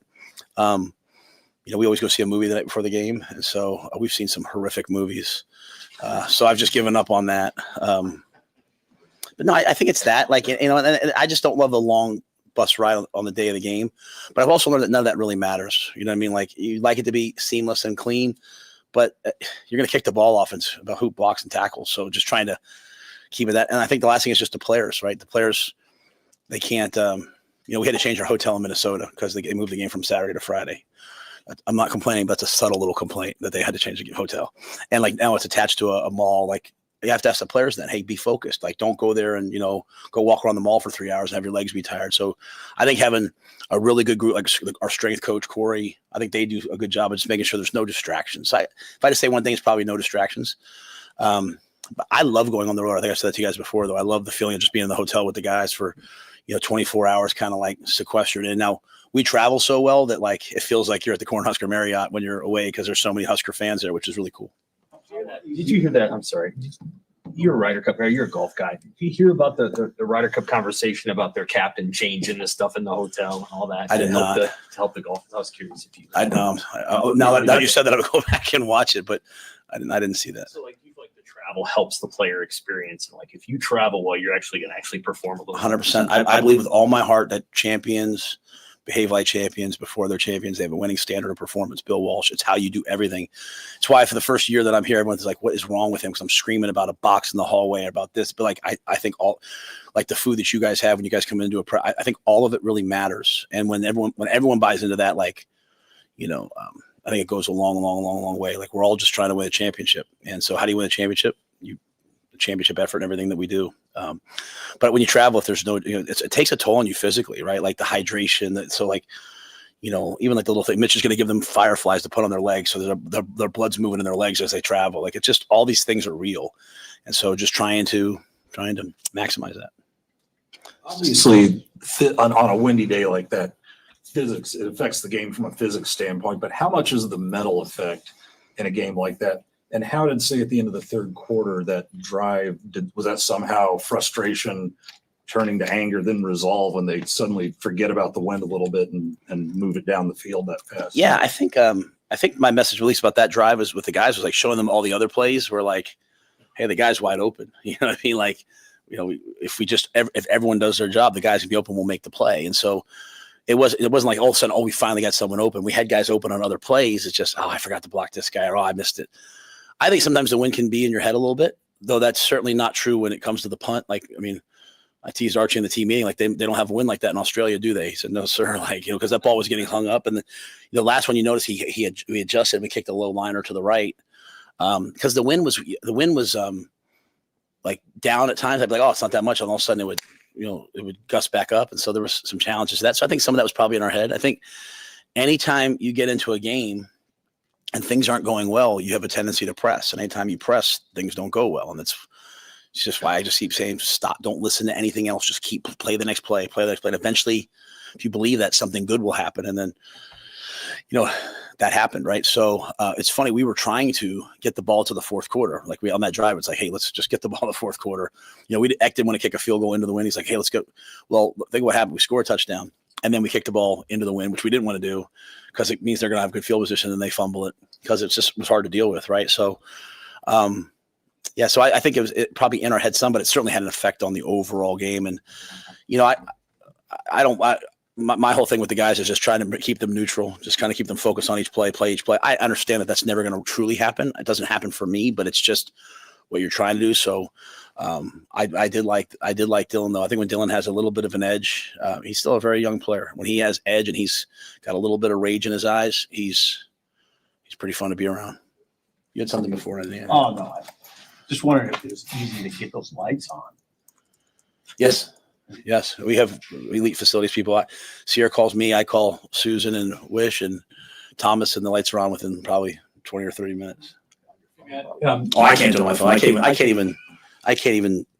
I mean, like it's. I get a message every night that says your daughters have put in the screen time password to get more screen time. I don't even know how to stop that. Like, I have to call Martin. Martin literally comes over to our house, and has to make things work. Martin's our IT guy. He's amazing. So. Real quick, you're close with Coach Loxley. Is it fun to play friends, or do you not like situations where? Yeah, I was I don't know, maybe 14, 15 years old, and Coach Loxley and my cousin Craig were teammates at Towson with Rob Ambrose, who was the head coach at Towson for a long time, and they were in my cousin's wedding. So I was 14 years old trying to get Coach Loxley to give me a beer at the wedding.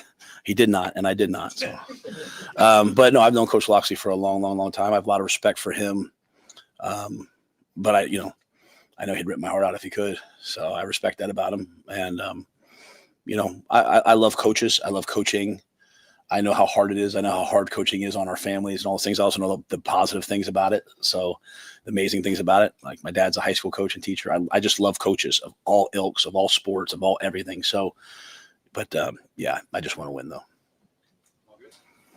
Thanks. Yeah, I think that's enough. I think we've exhausted all of the words. That's Matt Rule's Monday press conference. Once you start talking about trying to sneak beers from, I gotta tell you, the travel stuff. It's every coach has different, differing, not necessarily opinions on it, but like how much they care. Yeah, this is my most important thing when traveling. Yeah. What's yours? Rule is, and so I guess the adage would be like, either you have to be a freak or you have to hire somebody who's a freak. And it seems like Rule is a detail freak, and also has a bunch of people on his staff who are also freaks. I need a bunch of freaks in these halls with me. It's so there's some fascinating stuff in there. So we'll come back. Also a wind in Australia. I didn't know that they didn't have any of that. So it goes the other way. Our wind is the best wind, not our wind. Rule says, not our wind. Also, the media. It is okay to say positive things. We can read into that one as well. We have a lot to talk about. Back after this on 1620 The Zone.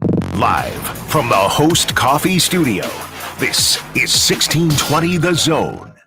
Don't miss this week's Zone Deal.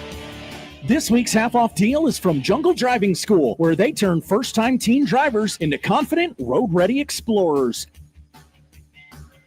This comprehensive driving instruction package is a $549 value. Get it for just $275. Jungle Driving School, where safety goes wild and confidence takes the wheel. Zone deals go fast. 9 a.m. Friday, 1620thezone.com. Husker Review Monday is powered by McKinnis Roofing and Sheet Metal. Looking for trusted experts to protect and enhance your home or business? We are McKinnis, Nebraska and Iowa's go-to choice since 1981. For commercial or residential projects, trust McKinnis Roofing and Sheet Metal. Visit McKinnisInc.com today. I'm Doug Nodgaard with Equitable Bank. We know your time matters, so when you call us, we answer on the very first ring. That's our promise to you. We value your business and will treat you like a friend and neighbor, because more than likely, you are one. While other banks hide behind technology, we combine the best of both. Top-notch digital banking and online banking with people who care. Got a question or need help? We're just one ring away. At Equitable Bank, we take banking personally because you deserve it. Member FDIC. Constipation with belly pain that keeps coming back and back and back. If your symptoms keep coming back, talk to your doctor. It could be irritable bowel syndrome with constipation or IBS-C. Linzess could help you get ahead of it. Linzess linaclotide is a prescription medicine that treats IBS-C in adults. It's not a laxative. It's a once-daily pill that helps you get ahead of your symptoms. It's proven to help you have more frequent and complete bowel movements and helps relieve overall abdominal symptoms, belly pain, discomfort, and bloating. These symptoms were studied in combination, not individually. Do not give Linzess to children less than 2. It may harm them. Do not take Linzess if you have a bowel blockage. Get immediate help if you develop unusual or severe stomach pain, especially with bloody or black stools. The most common side effect is diarrhea, sometimes severe. If it's severe, fever, stop taking Linzess and call your doctor right away. Other side effects include gas, stomach area pain, and swelling. Talk to your doctor and say yes to Linzess. Learn more at linzess.com or call 1-800-LINZESS. Get the truck you love and never pay a doc fee, only at Baxter Ford. That's right, pay for the vehicle, not the paperwork. Save on our incredible selection of new Ford trucks, F-150, F-150 Lightning, Super Duty, Maverick, and Ranger, and shop with confidence, knowing you'll never pay a doc fee. Experience our helpful way to buy a car, with no handoffs, no hassles, and absolutely no hidden fees. Shop now at BaxterFord.com. Get into Prairie Flower Casino and get in the game. Prairie Flower has hundreds of the hottest slot machines along with the PFC Sportsbook and your favorite live table games. Looking for a bite and a beverage? You'll love all our options, including Sky Bar and Grill with nonstop sports on our wall-to-wall TVs and the friendly service you know and love. Play longer, win more at Prairie Flower Casino, just minutes north of downtown Omaha. Must be 21, please bet responsibly. Join the movement to end breast cancer. Walk with us October 19 at Holmes Lake Park in Lincoln. Support research, celebrate survivors, and make a difference. Sign up or donate now at makingstrideswalk.org/Nebraska. Cold weather will be here before you know it. At the same time, power outages are on the rise. So here's an important question. If the power goes out when it's really cold, do you have a way to stay warm? If not, you've got to check out the Vesta off-grid space heater from My Patriot Supply. It's a compact, portable space heater that doesn't use electricity. It runs on something called canned heat, which is an indoor safe fuel. It's completely off-grid, and it can heat up a 200-square-foot room in a matter of minutes. With a Vesta stashed in your closet, you can rest easy, knowing you and your family will stay warm, even if the power goes out. Plus, it doubles as a stove to boil water or cook food without electricity or propane. The best part is, you can get a Vesta and a bunch of other free gifts when you order the Winter Prep Special from My Patriot Supply. Just go to MyPatriotSupply.com to see everything included. This offer won't last long, and neither will this nice fall weather, so go to MyPatriotSupply.com today. That's MyPatriotSupply.com. Get a full breakdown of what went right and what went wrong immediately after every Nebraska game with Big Red Overreaction. Presented by No Name Nutrition and Equitable Bank. Also brought to you by Prairie Flower Casino, Dingman's Collision Center and Mechanical Repair, and by Peerless Energy Systems. Immediately after the game, join the show and sound off with the good, the bad, and the ugly. Big Red Overreaction. When the clock strikes 0 after each Nebraska game, it's time to sound off on 101.9 The K and 1620 The Zone. KOZ and Bellevue, Omaha, Council Bluffs. This is 1620 The Zone.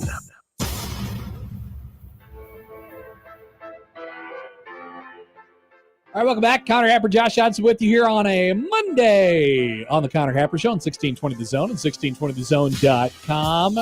Nebraska's out of town this weekend and next weekend on a Friday. People forget. That's right. But the weekend after that, they're back to play Northwestern, and we want to get you into the Blur Party tailgates, so you could register online, 1620thezone.com. Right now, looked like a huge party in there on Saturday. Everyone was like, go John Bishop, go Michael Severe, 1620 the pregame is my favorite thing ever. That's what I heard. Yeah, you're hearing it more and more each week, too. That is what I heard.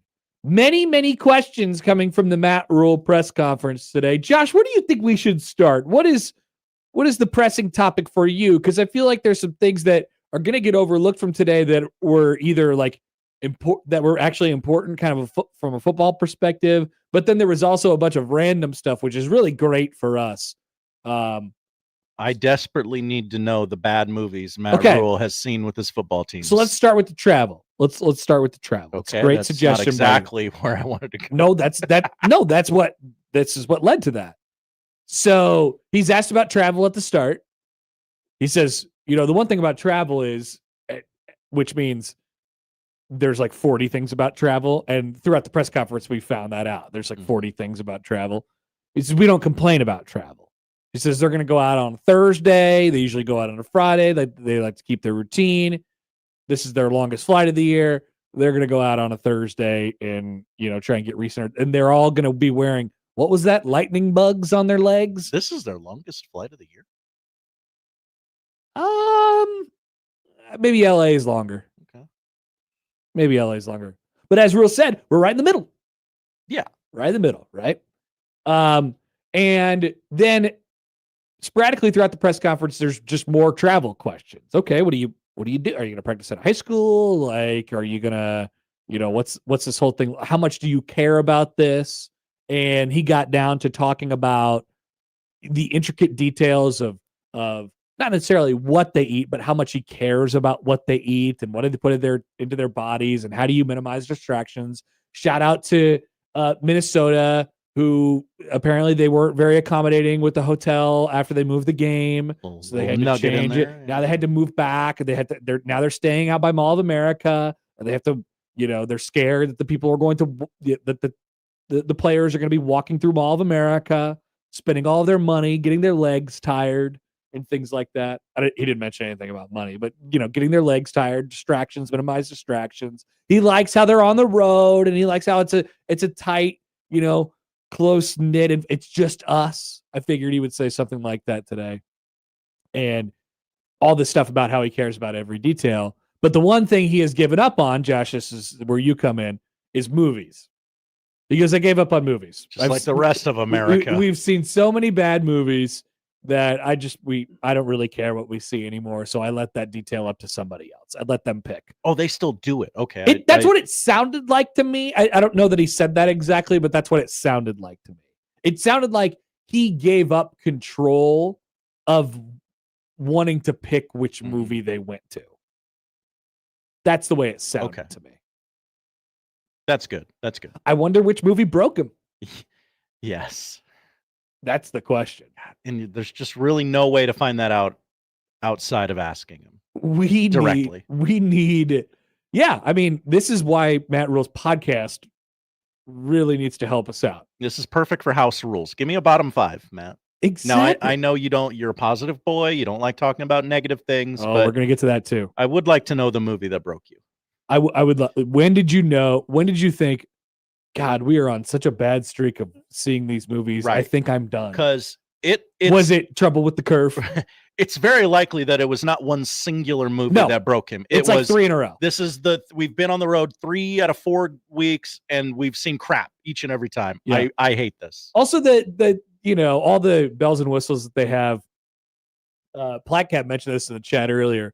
The guy who's like super duper online all the time and is always, he knows what's going on and he knows what's being said about his program, can't figure out how to let his kids not have more screen time because of the whatever. Can't lock those iPads down. Also, it is mildly surprising to me that he doesn't have the ability to turn the lights on from his phone. Maybe they just don't trust him. Yeah, because they have those LED lights. You can turn them on from anywhere. There's many people who work in our operations departments across the state have the ability to turn on the lights to various places, various facilities. That's got to be one of those. Well, that's something he doesn't need to worry. So, but then he has to call Susan, and then he has to, get 30 minutes later, the lights are on. 30 mentions minutes, her every press conference. Sierra Wright calls you. You better be able to turn those lights on. That's right. Sierra calls you. He says, "Hey, I'm one of the best corners in the country right now. I need these damn lights on. You better be able to turn." Why not give the ability to turn the lights on to Sierra? Yeah, I trust him. He's the star of Space Jam 2. He's an actor. Sam writes in. Hi, Sam. I love this. I love Sam's bit. He says, tweets at Happer Show on the JTech Instructions on Twitter feed. I want an episode where Grimm and Rule break down movies. All right, but we're going to play it at 4:30 on a Friday. Sam's bit is, of course, Movie Club sucks. Which, by the way, did I nail it? Or did I nail it? Yeah, you did, Josh. You did. That's when we got that tweet from Sam on Friday. You guys have to be listening to this right now. I did my research. Okay, and then we could actually talk about. Let's do this when we come back. Is there the whole it's okay to say something positive media thing? Because we got a tweet earlier that we could pair along with this conversation. I don't know, Matt. We tried. Nobody wants it. Elsewhere, apparently Mike Eckler was telling everyone in the entire world that that Jameer Khan was going to block a punt. It sounds like. I've heard this from 40 different. Apparently Marcus Satterfield knew. That's what Rule said at his press conference. He's like, yeah, I was talking to Sat. Sat was like, I'm so excited for Jameer to block this punt. A lot of loose lips in that building. Just going to block this punt. Also, Rule thinks you take 80 west to get to Omaha. Wrong direction, buddy. That's probably one he wants back. Learn your directions. Learn your directions. So let's talk about this whole media not being positive. And he said it in jest. It's like he was joking. It's just a goof. I'm just messing with you. But the media gets this all the time. Not far be it from me to just come to the defense of the media. Typical media. It would be a typical media move to come to the defense of the media. But we got a tweet earlier that was like, I'm glad that you guys are saying something positive, and I don't hear that. Let's talk about this. Let's. Also, Phil writes in, Hi, Phil. I think you misunderstood the I-80 analogy. Yeah, that's what baptism by fire says, too. Okay, so hang on. So he said he was trying to get to the airport, not from the airport, right? We got to check the tape. Rule said, the way it sounded to me, like he was going to the Omaha airport to fly somewhere in this analogy that he was putting out there. That's the way it sounded to me. Not like you land at Epley and then you get on I-80 West and then it turned, because it ended with Epley. Alex says, I think Rule was trying to say you could try to take 80 West to get to Omaha, but you'll never get there. Oh, okay. All right. Maybe you got it right then. Maybe I'm the idiot after all. Many are saying. Wouldn't be the first time, Josh. Wouldn't be the first time. Before we take a break, a reminder. Actually, once again, maybe I'm breaking this news to you. Did you know that Adam Sandler is coming back to town? The star of Happy Gilmore 2. Wow. With Super Bowl halftime performer Bad Bunny? Bad Bunny's coming to town? No. Oh. No. And not Uncle John Daly either. But Adam Sandler is coming back to town. It's the You're My Best Friend tour. And it is 2 weeks from tomorrow at the Chai, October 21st. Josh and John will have your opportunity to win tickets this week, and more details on our website, 1620thezone.com.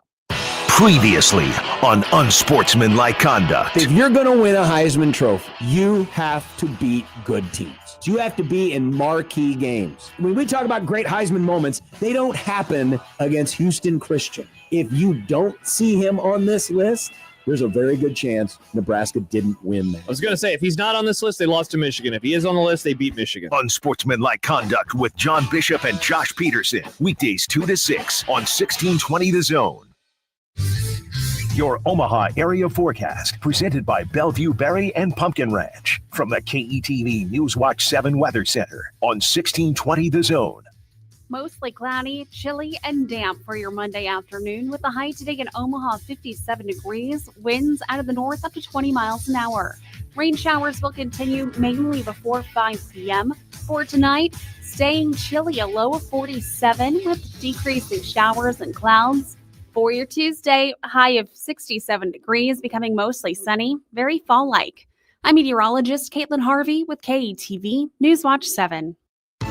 Brent Rasmussen of Mortgage Specialists. You read the news and you hear so many things about tariffs, trade deals, stock markets coming down, and then going right back up. How do you make a decision to buy a home with all that uncertainty? I'm Brent Rasmussen, a mortgage specialist, and if there's one thing I know, nothing is certain except uncertainty. Even though the housing market nationwide might have cooled, Omaha is still a great place to buy a home. But it helps to have a good guide like Mortgage Specialists. We can help you make a plan that works for you, your family, and your future. Because nothing's more reassuring than when plan A may not be right for you, there's a solid plan B right there, ready to go. How's that for a little certainty in an uncertain world? Give us a call at Mortgage Specialists. Click mtg-specialists.com. NMLS number 5918, Equal Housing Lender. Before we go any further, a word from our friends at Underdog Fantasy. Connor Happer here. And ladies and gentlemen, we have football tonight in the National Football League. Underdog's the best place to get in on all the action. You can make picks and win money right now in the state of Nebraska. Pick whether your favorite players will go higher or lower on stats like this. How about, I'm looking at the app right now because famously I am in the state of Nebraska. Xavier Worthy, 57.5 receiving yards tonight. You pick higher or lower. Let's just play one out right now. Let's just say we love yards and points tonight.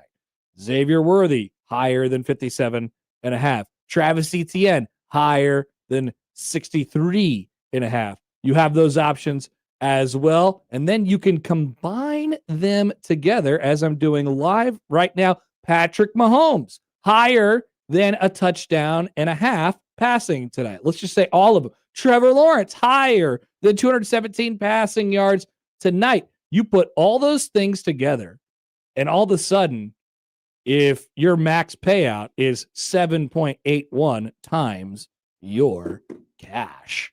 That's just the beginning, though, ladies and gentlemen. Download the app today. Sign up with promo code HAPPER1620 to score $100 in bonus funds or bonus entries when you play your first 5. That's promo code HAPPER1620. Underdog, make picks, win money. Must be 19 plus and present in Nebraska.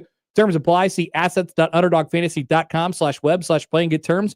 _DFS_.html for details. Concerned with your play, call 1-800-GAMBLER or visit www.ncpgambling.org. John Higgins Weather Guard, Omaha's roofing, gutter, and siding company, would like to thank our new customers affected by this year's spring and summer storms. We appreciate you hiring and trusting us to repair your roofs and homes. You made the call. No one has installed more Da Vinci roofs, and there's a reason why John Higgins Weather Guard is the nation's leader. Community member, community supporter. John Higgins Weather Guard, the home of the roofery. John Higgins Weather Guard. Make the right call. Every tree tells a story. At Lanahaw, we've been growing robust, healthy plants and trees for generations. Fall is the best time to plant. Experience the colors, the beauty, and the savings this season at Lanahaw's Garden Center, 192nd and Center. The Zone Hotline is powered by Prairie Flower Casino. Play longer, win more. Husker Review Monday is powered by McKinnis Roofing and Sheet Metal. Looking for trusted experts to protect and enhance your home or business? We are McKinnis, Nebraska and Iowa's go-to choice since 1981. For commercial or residential projects, trust McKinnis Roofing and Sheet Metal. Visit McKinnisInc.com today. Omaha Mavericks hockey is back home at Baxter Arena this weekend as they welcome in the Minnesota State Mavericks. You can listen to the games this weekend on News Talk 1290 Coil. It's UNO versus Minnesota State on your home for Maverick hockey. News Talk 1290 Coil. He gives you the latest sports news, interviews, and life-changing commentary with a smile on his face. Because he wears those ticklish underpants. Let's get back to the Connor Happer Show on 1620 The Zone. I'm going to be honest with you. I've never seen a swifter defense of Matt Rule than when I apparently I apologize. I misheard him when he was talking about the road that you take, or what I misheard what he was even saying, I suppose. Complete misunderstanding by me. I'll eat that L. My bad. But people are like, Happer, no, you are an idiot. He said it right. You said it. I got a DM. I just got a DM from somebody. Whoa. It's like, you might want to actually listen to the press conference. I was like, I was listening to the press conference. I'm sorry. I just misheard it. Wow. I'm taking responsibility. Aren't you ever for tired my of being actions. wrong? Well, I am tired of being wrong. I hate being wrong, but sometimes you are wrong and you just have to own it. In this case, that is what I'm doing. Accountability. I'm That's sorry. what Matt Rule asks for. Black Cat says maybe if he didn't say 4 million words, Connor could hear him correctly. He says so many words. Here are some of the words he said. I wrote this down. Whoa. I wrote this down. Okay. Okay. Okay. By the way, I got a follow-up DM from the person who DM'd me. He said, sorry, my DM kind of sounded like an angry old man. I was laughing. I wasn't being grumpy. Sorry.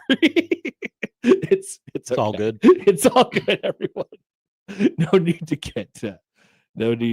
get contentious about anything today. But Matt Rule said at the press conference, I can't remember what the question. Once again, this is me, classic me, not understanding. Did you even listen? Did I even listen? I don't know. What was I doing the entire time?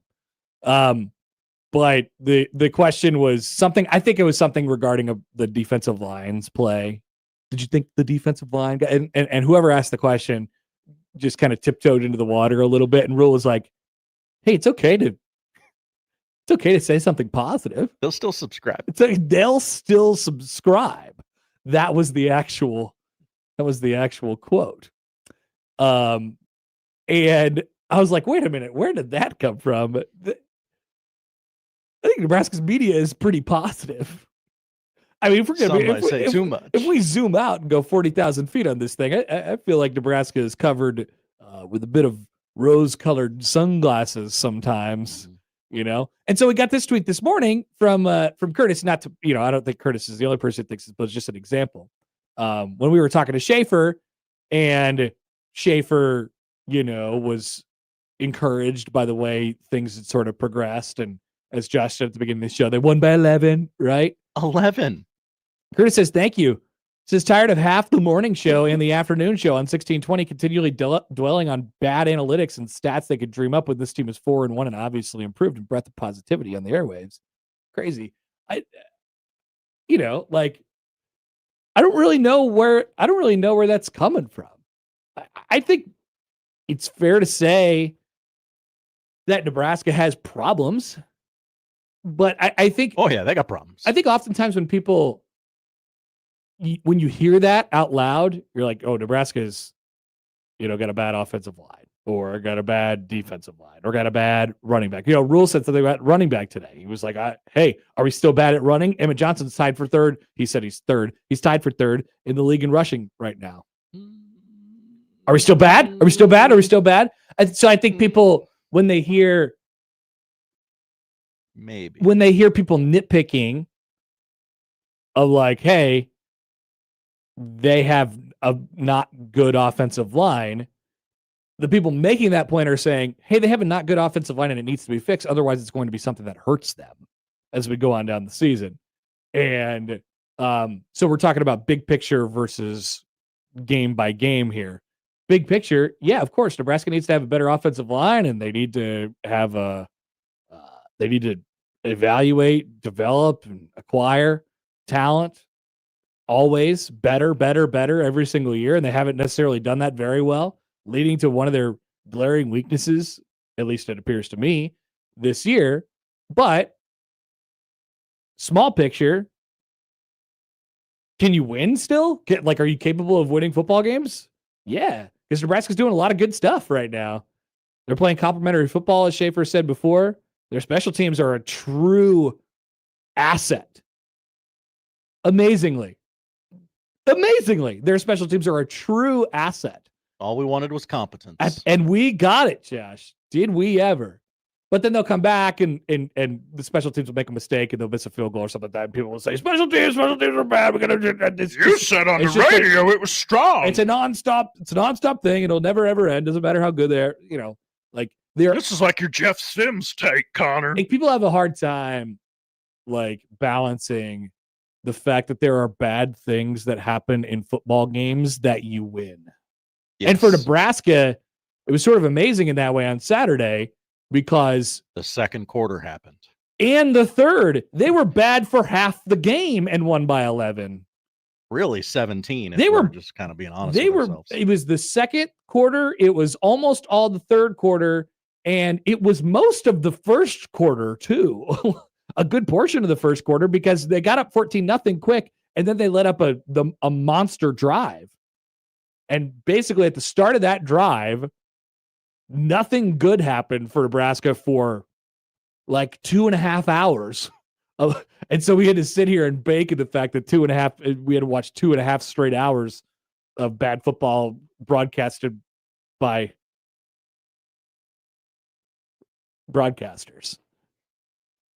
On national television. It was broadcast by broadcasters. It was on national television. People saw it. And, they still were able to win. It's interesting. And I also feel, going off of what Rule said, he mentioned this thing on Saturday night after the game about Dylan, and I think he was frustrated that people were booing and there's been a lot made of what people were booing and all that stuff, whatever it might be. I think sometimes, people get emotional during football games, and that's when Rule talked about, like, I want to see Dylan like that. I want to see him have blood in his eyes. I want to see him have blood in his. Josh heard that today and was like, what's he talking about? That was a reference to what he said on Saturday. That's when I wasn't listening, and all I heard was Josh blood in literally his eyes. wasn't listening. Yeah. He not only didn't comprehend it, but also wasn't listening. Blood in his eyes? What? Blood in his eyes. What was he talking about? Yeah, he was talking about what he said on Saturday night. And so I it's popped up like a couple times here and there now. As I've always said, he is acutely aware of what is being said. In my humble opinion, just my opinion, I have an opinion. I think he cares too much about that stuff. That's a good opinion. Thank you. And I think it's aging kind of well. But also, to go on the topic of the segment here, just because I'm saying that I think he cares too much about that stuff doesn't mean I think he's bad. It's just a critique. And just because Nebraska might not have a very good offensive line doesn't have to mean that you think that they have a bad football team. I would agree with that. I would agree with what you said. I don't much care for the offensive line. I think they managed to get around it. Or did at least on Saturday. Could it bite them in the butt later? Of course. And it likely will. Aaron says this on the booing on the text line. Hi, Aaron. He says, honestly, it was a weird ass game to attend. If it wasn't for the first part of the first quarter, it would have been like the Missouri game in the rain where the team looked like crap and then turned it on for the end of the game. Yes, 2009. That was a nervous stadium before the tying touchdown. Before the tying touchdown, and then even after that, because they had gotten a 3-point lead, right? And it was kind of nervous tension all the way until Hunter lost his shoe and scored. That was awesome. And that's what kind of broke the game open. For Nebraska. What a great block on that play. There was a lot of good things happening on that play. Interesting. And he guaranteed himself getting on the clips because he lost his shoe. Forever and ever. Of course. You lost your shoe, you got to get on the clips. Uh-huh.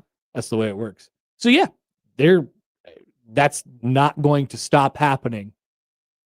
When Nebraska plays Northwestern at home in a couple weeks, there's going to be some points in that game where Nebraska you're like, what? This is Northwestern. Yeah, how is this happening? Weather the storm, and the tension is a part of it. That's why I'm not gonna sit here and tell you that you guys shouldn't feel your feelings during a football game. Like, feel your feelings during the football game. I did watch the game much later than all of you watched the game, but I saw your tweets and your posts, and I went, "What were they complaining about?" Like, yeah, really? Like the O-line play because was not good. You knew the result, though, right? Yeah, you knew the result. I didn't have the tension of, how does this turn out? Oh, we lost the lead. How does this like? I didn't have all of that. It's funny, admittedly. Well, we anticipated the only topic of Big Red Overreaction on Saturday night being about the offensive line, and sure enough, it basically was. And then it was about Dylan and whatever. But I don't get rid of the football. And then all of a sudden, people started doing their tweets on Sunday because they saw the Pro Football Focus scores and they watched the game again. And they listened to Michael Severe. And they listened to Severe Reaction. Yeah. And he said, and the stats said, and your eyes the second time said, it actually wasn't that bad on the offensive line. Frankly, I was amazed. I think Josh Tweederson did a tweet during the game, like when they got their 5th sack. It was like, I can't believe he's only been sacked 5 times. It feels like he's been running for his life all afternoon. There was a 4th and 42 in that game. It was a 4th and 42, and a lot of that was just completely, it's 4th and 42. It looks ugly, and that screenshot lives there forever and ever. But yeah, it's a problem that we have. It's a problem that we have, and we're not going to address it. You can't make people not be overly reactive and emotional during a football game. I just want people to know, like, maybe there should be a disclaimer. Whoever you're sitting there watching the game with at your house or at your tailgate, or if you're in the studio watching on this nice television, maybe there should be just a disclaimer when the game starts. So like, hey, whatever I say during this game, don't think that I mean like we just suck. Because every week, my group texts with all of my very reactive friends, well, there's one in particular who's like, we suck. Everything is horrible. How are we going to win 7 games this year? How are we going to win 6 games? How are we going to win 4 games? You know? Already did that. Nailed it. Exactly. And I'm like, any more brain busters? I'm going to give you the benefit of the doubt here. There's no way that you believe what you're like. Why don't you just watch the end of the game, take a break, realize that what the final score of the game was, because there's no way that you could actually believe what you're saying right now.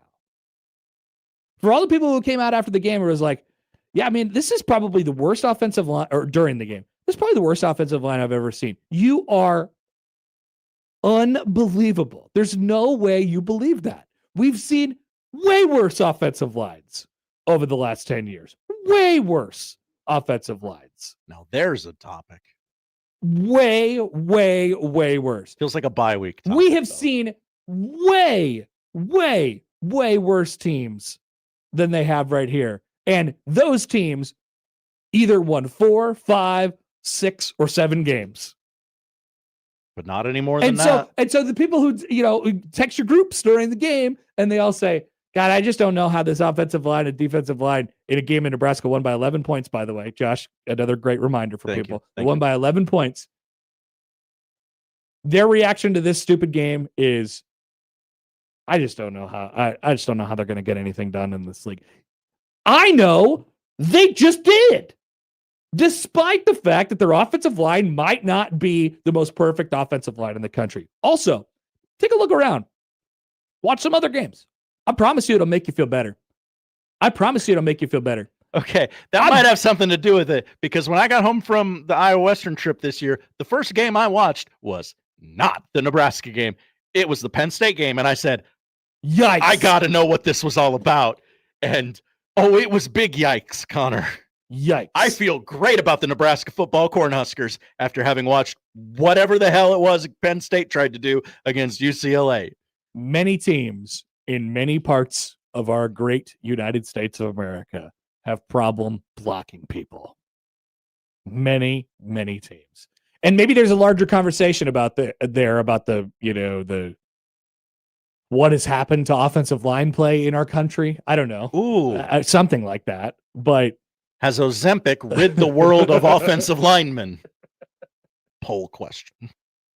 You piece together what you have and you work with what you have. Hopefully, you can get better year over year with continuity, with recruiting, with development, with the great nutrition, strength and conditioning, and your players go from one place and they end up at another.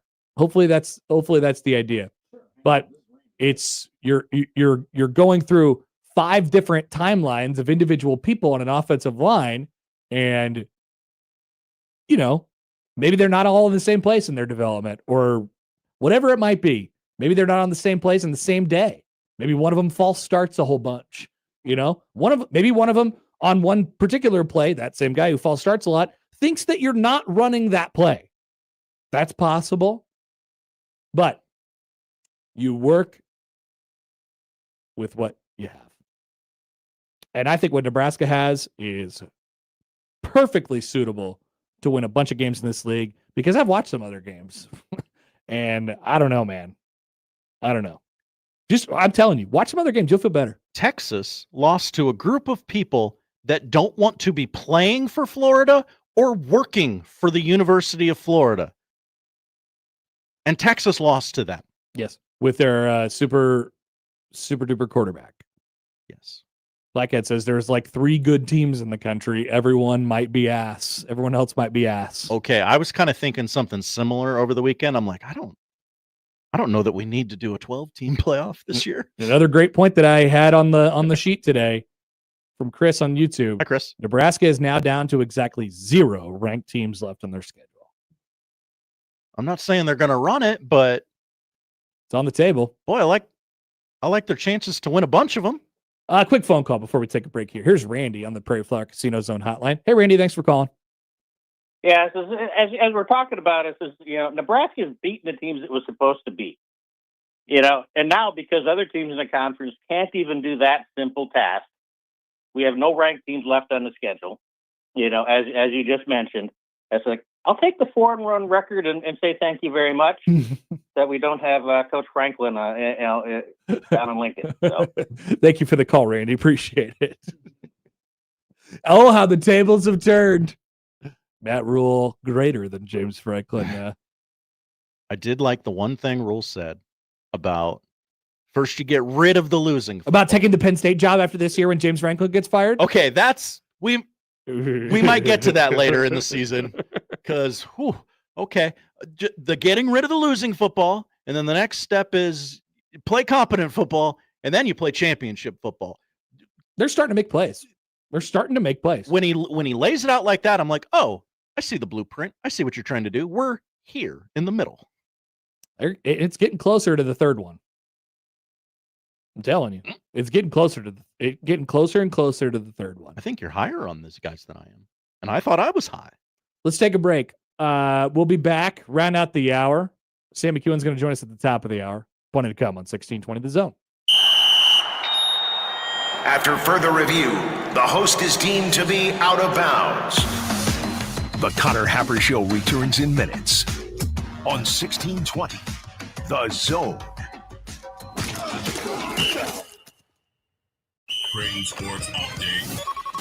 Creighton women's basketball season is right around the corner, and season tickets are available now. For just $125, you can lock in your seat for the whole season, including every Big East showdown. Visit GoCreighton.com to secure your tickets today. And that's your Creighton Sports Update. 1620 The Zone proudly supports Creighton Athletics. Leaves falling to the ground, a chill in the air, and jack-o'-lanterns on the front steps. You know what that means? Yep, Old Man Winter's coming. Call Skradsky Heating and Cooling. Now through October 31st, you can save $499 on a single system or $1,099 off a full system. Family-owned and trusted, Skradsky Heating and Cooling. Get details at heatomaha.com.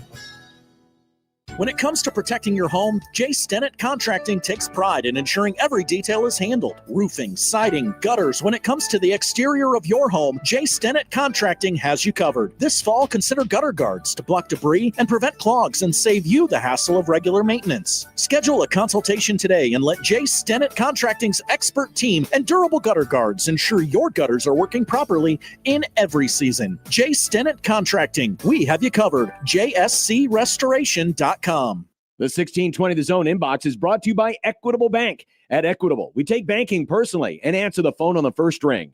Email me, John Bishop, anytime. John at 1620thezone.com. The Equitable Bank Zone inbox from 1620 The Zone.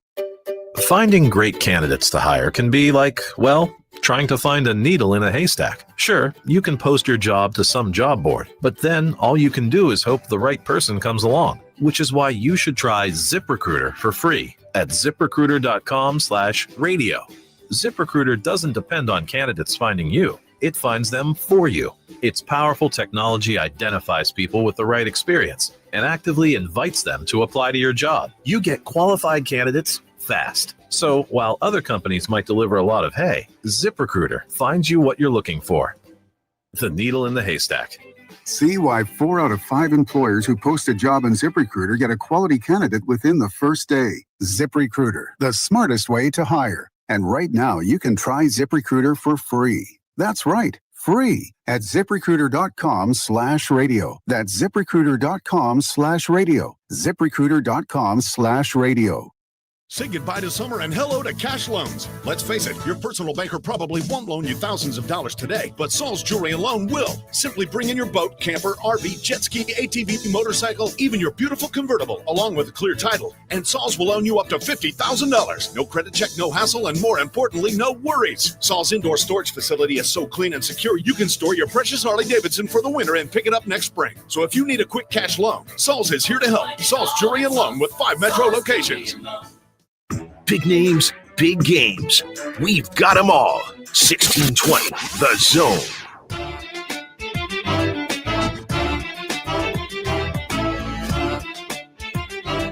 While we have a moment, Love a moment. let's talk about Penn State. Pretty good. Pretty good, isn't it? Pretty good. Pretty hilarious. I don't know why I take such pleasure in the top teams in college football losing. But this team in particular really has grinded my gears over the last couple of weeks, especially. A lot of people had them as a national championship contender or a national champion. And imagine they did what they did against Oregon, and largely it was their own undoing that led to that. And then they went on the road to play UCLA, across the country, all that stuff. And their defense just straight up did not bother to show up at all. They were down 27-7 at halftime, and then fumbled the first drive of the third quarter. And I thought, oh my, what's going to happen? And then I was watching the game with Matt at this point in here, and he was like, I just think they're going to be okay. I'm like, I'm not so sure, Matt. I don't know. And sure enough, they made it. They got it down to they got it tied. They cleaned it up on the scoreboard. Right. But couldn't get the play at the end, and UCLA was able to figure it out, and they carried the tiny baby Kendall Neuheisel off the field. Congratulations to him. But once again, Penn State loses to the aggressor in this game. This new staff at UCLA just said, "Screw this. We're just going to go." What if we just went for it? Yeah, because if we lose, we're in the same spot we probably were going to be. It's the perfect team to just go for it against because they'll let you go for it. And Jerry Neuheisel, their new offensive coordinator, after the game said, I didn't know how to use the headset. I didn't practice on the headset, so I kept making headset mistakes. Their coordinators got fired on Tuesday, and they beat Penn State on Saturday with an already interim coach. Yeah. What a magical, magical day. Everyone around here thinks that they've been cursed and they live in these very, very difficult times. Everybody likes to revel in the fact that their fan bases have been, just buried in the mud for a long, long time. And during that period of time, you just wait for this day where it all comes together. Why can't it happen for us? Well, for UCLA, it was their magical day on Saturday. James Franklin took his third. This was in Bill Connolly's recap from this weekend. It was James Franklin's third loss at Penn State, just his third, as a favorite of 14 points or more. So when they've been a 2-touchdown favorite or more, they were going into Saturday 56-2. Hello. I think that's good. I think you take that. That's 95%, more than 95%. Well, now they're 56-3. And they are that's a big one. Basically out of the playoff conversation. They still have to play Ohio State, Indiana, and I think there's one more. Check in on what Penn State. Ohio State, Nebraska. They also go to Iowa in a couple weeks, Penn State does. So they take one more loss and they're cooked, and it's pretty funny. Same thing with Texas, by the way. I kept getting a score update, and I was in a van coming home, and I said, okay, I have to see what happened. Clearly, Drew Aller must have done some horrible quarterbacking, right? No, not really. Not really. No. And they didn't lose the turnover battle. It was just they just got absolutely smoked on defense. They got their butts whipped so badly. This is what I did after I watched the game, Connor. I watched the James Franklin press conference because many people were interested in the James Franklin press conference. Now, to his credit, he didn't say things like, well, yeah, new play callers. We had to throw out half of our playbook because we didn't know what the heck they were going to do, which actually would have been I know. He doesn't make excuses. Yeah. He's a pretty good leader. He sat there and owned it. And he was that quarterback of theirs whose name I don't know. He also did his tweet this week of the the week leading into the game, he always says whoever the next in this case it was Northwestern. He goes Northwestern. I appreciate all you guys like Northwestern, knowing that he's going to get ratioed into absolute oblivion when he like it's going to get ugly in there. Yeah. He still did it anyway. Also, so he's kind of like he's kind of a good leader. I just think he has some shortcomings as a game manager. Yeah, definitely. What was the end of the first half? Also, Brad Nessler.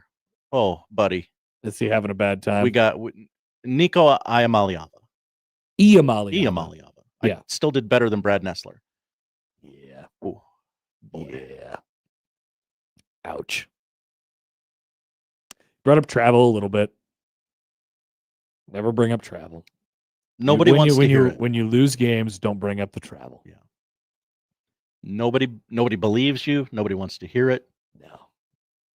Everybody's got to travel. Connor, I think that might be the worst loss in the history of the sport. It could be. I'm trying not to be prisoner of the moment. I've been thinking about it all weekend. It could be. I don't think there was some stat going around about how, that kind of team, whatever how would you describe Penn State, right? A top 10 type of team. That heavy a favorite. Never lost to an 0-4 team like ever or something like that. It had been 40. Right. It had been 40 years, I believe. BYU UTEP, which weird. I mean, UCLA hadn't led a single second of football this year. Yeah. And then they led for that entire game. Yeah. Tough. Thoroughly. Text from the 402. Hi, 402. Connor, do you think Nebraska stands a chance against UCLA now? Clearly, those games. I'd like to see the K Fords. I had this. If you missed Big Red Overreaction, I trapped Matt into a bet because we have a sandwich bet on the line about Indiana making the playoff. Yeah, and I'm obviously going to lose. Yeah. At this point, so I suckered him into one. I brought up the question about, do you think different? I think maybe he did. Bringing up this question about how do you think differently about the UCLA game now or something like that. And I was like, well, I always kind of thought that game would be relatively close, relatively. A mushy middle game. And he was kind of like, I don't know. I think Nebraska's going to smack him. And I was like, perfect. Let's see which kind of number I can get on this. And I said, if Nebraska wins by less than 14 or loses, then he owes me. Okay. And I was very happy to get that because they ain't going to be a 14-point favorite. I tell you that. Yeah. Good job by you. And they wouldn't have been anyway. They wouldn't have been had they been 0-7. Yeah. Right. The McSports book. Yeah. Tough look for him. Setting a line. He made an emotional bet. He did. And I capitalized off of his emotions. So technically the line is 13.5. Basically. Yeah. Okay. Yeah. I think those were the terms. We can go back and check the tape on that. Yeah. And Joey was a witness. Yeah. Joey, Jake, they're both here. Both here. How's Jake? What do we think about young Jake in the spot? He's great. He gonna do fine on. He'll do totally fine. I think so too. Joey, he's in the Joey school, right? He's at the Joey. Okay. Then yeah, Jake's fine. He's in the Joey class. So Joey was here, like asking us during the breaks which games we won on the multi-view on YouTube TV. He was like wearing an AirPod. Like I thought he was running Secret Service or something like that. I'm like, Joey, I like whatever you're doing over here. He was just standing over here. I like whatever you're doing. You keep doing that. I go, Joey, dealer's choice. It's all on you, man. Whatever you want. Incredible. I like the idea that we could pay a TV operator to work for us during the What do you want? During Big Red Overreaction. You guys want me to flip? You want me to go solo? You want me to go? I'm not going twofer because that's a lot of wasted screen. What did Rule say today about, hey, if you're going to do something, you might as well do, might as well do it. If you're going to have a championship organization, you might as well do everything really well. That's right. That's what we're talking about. We're operating the TVs pretty well on Saturday. Uh-huh. Okay. Black Cat writes in, taking advantage of coworkers' emotions for profit greater than. You bet. I saw a window of opportunity and I took it. I'm an opportunist, if anything. Jason sends me a stat here on Twitter. Hi, Jason. This looks like it's off of a Reddit, college football Reddit. UCLA is 1-4 with a top 10 win and 0 lead changes this season. A great stat. Yeah. All right, we'll be back. Sam McKewon's going to join us on the other side. It's the Connor Happer Show on 1620 The Zone. Live from the Host Coffee Studio, this is 1620 The Zone. Husker Review Monday is powered by McKinnis Roofing and Sheet Metal. Looking for trusted experts to protect and enhance your home or business? We are McKinnis, Nebraska and Iowa's go-to choice since 1981. For commercial or residential projects, trust McKinnis Roofing and Sheet Metal. Visit McKinnisInc.com today. It's football season, so grab your friends and make Sky Bar and Grill your football HQ. Feel like you're in the games while watching our massive TV walls and large screen TVs. Enjoy all your favorite beverages and food options with your group and place your bets with a PFC Sportsbook to cash in. All with the friendliest service around. Get in the game at Sky Bar and Grill, located inside Prairie Flower Casino. Play longer, win more at Prairie Flower Casino, just minutes north of downtown Omaha. Must be 21. Please bet responsibly. Hey everyone, it's Josh from Unsportsmanlike Conduct, and we are taking the show on the road to the best concession stand in North America. We're at Roncalli High School this Friday afternoon, leading up to Roncalli's football game. Fun, football, and food. What more do you need? It's Friday on 1620 The Zone. Every Husker home game Saturday at 1620 The Pregame on 1620 The Zone and 1019 The Keg. Presented by Chandler Conway, Nebraska personal injury lawyers you can trust. Every Nebraska home game day, join me, John Bishop, and Michael Severe, live inside Blur Tailgate for Husker analysis, a look at the day's slate of college football, and more. 2.5 hours before kickoff, we get you game ready. 1620 The Pregame, where Nebraska game day starts. Also presented by the Sedora Law Group. Your outcome depends on what you do next on 1019 The Keg and 1620 The Zone. Morning, Zoe. Got donuts. Jeff Bridges, why are you still living above our garage? Well, I dig the mattress, and I want to be in a T-Mobile commercial like you. Teach me, Saldana. Oh, no, I'm not really prepared. I couldn't possibly. At T-Mobile, get the new iPhone 17 Pro on them. It's designed to be the most powerful iPhone yet and has the ultimate pro camera system. Wow, impressive. Let me try. T-Mobile is the best place to get iPhone 17 Pro because they've got the best network. Nice, Jeffrey. You heard them. T-Mobile is the best place to get the new iPhone 17 Pro on us with eligible trade-in in any condition. So, what are we having for lunch? Dude, my work here is done. 24 monthly bill credits on experience beyond for well-qualified customers plus tax and $35 device connection charge. Credits ended. Balance due if you pay off earlier. Cancel. Finance agreement. iPhone 17 Pro, 256 gigs, $1,099.99, and new line minimum $100 plus a month plan with auto pay plus taxes and fees required. Best mobile network in the U.S. based on analysis by Ookla Speed Test Intelligence Data 1H2025. Visit T-Mobile.com. KOZ and Bellevue, Omaha, Council Bluffs. This is 1620 The Zone.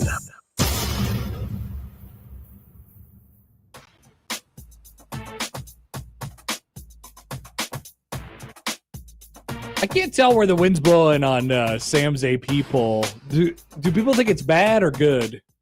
There's always both sides on Sam's AP poll. It's bad. People say it's bad. Well, because there's the honks, the Husker honks, are saying like, whoa, there's all these people who ranked Nebraska in the AP poll.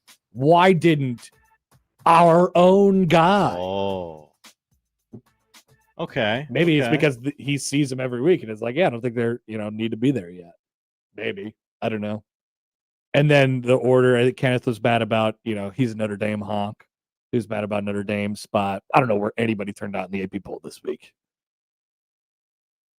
You don't know the AP poll? You don't have it memorized? I just know where Nebraska's at in Cincinnati because that's what people were mad about yesterday. I literally know nothing else. And I think you all should join me in not getting mad about the AP poll? Correct. Okay. Correct. Sam was extremely right about Penn State last week. We wanted to give him credit for that. He was. Maybe he'll call back. We were like, you were talking. I gave him a little side bad. eye. We asked him. We talked about Penn State because they were coming off their loss to Oregon last week, and then Sam kind of just was like, yeah, I don't know. I don't think they're any good, or I don't think they're very good at all, or something along those lines. And I was like, really? I'm not sure I'm there yet. And what do you know? Losing to UCLA, a team that has yet to lead until the entire day on Saturday.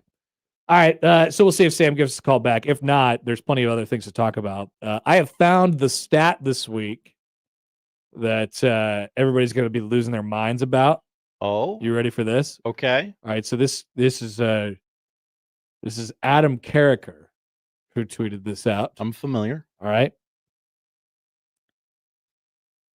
Maryland's defense is number 1 in the Big Ten in sacks with 19. We've already had many people ask us to discuss this. There is some growing concern about the sacks. Severe tweeted them Havoc numbers.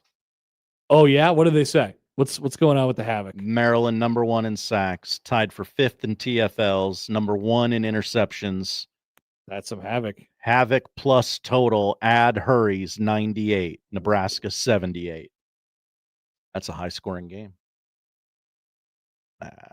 Wait, what was that number? Havoc plus turnovers? Havoc plus total, add hurries. I don't know what any of that means. This is a Michael thing if I've ever heard one. Oh, yeah. Havoc plus hurries plus total? Uh-huh. If you thought Michigan State was bringing the heat, you ain't seen nothing yet. Oh, yeah. Nice. That's what I like to hear. Dylan, if you thought you didn't have time to throw the football this past weekend. Oh, I don't think there's anybody that thought that, Josh. I think people saw that time to throw number come out this weekend, and they were like, no, I think he had time. There is a fair amount of that on Saturday that was on him. And now, at the same time, so once again, let's have a nuanced conversation here. Oh, the chat's going to hate this. It's going to be very difficult, but okay. Please bear with me for a second. Okay. So I'm going to say that there was a lot of that upon further review that was probably on the quarterback. It could have been a lot easier for him. He could have made it a lot easier on himself if he just gets rid of the ball. But I'm also not saying that he's bad.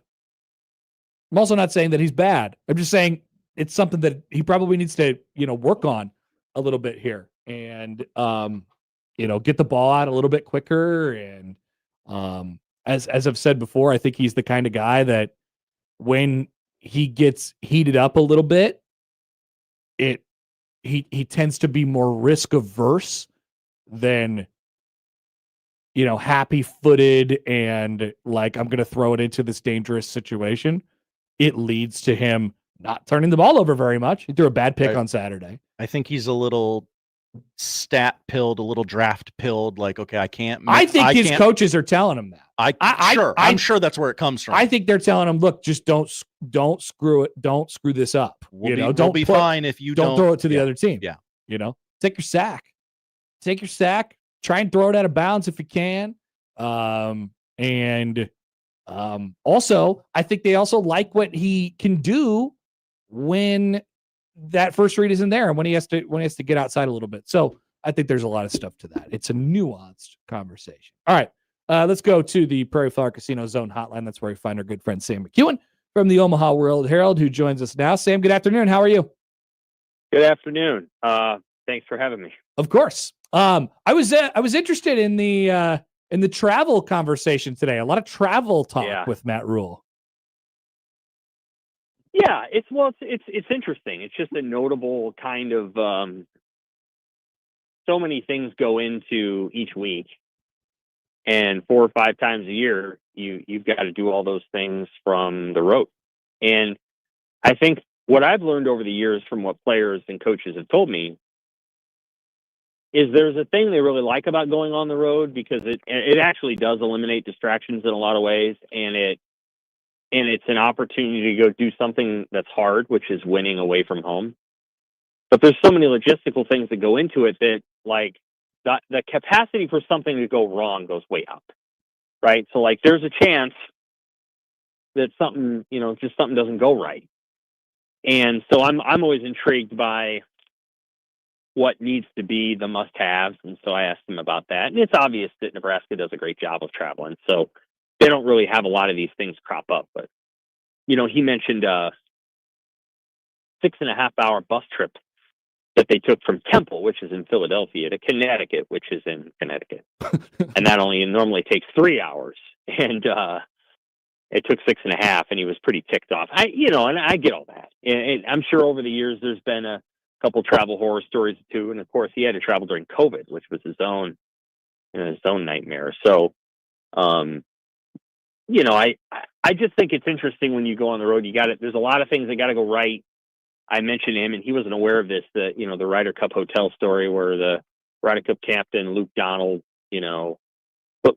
put these sheets up so light didn't come in through the doorways, better smelling shampoo and all this other stuff that he did, these little things that he did to help them prepare.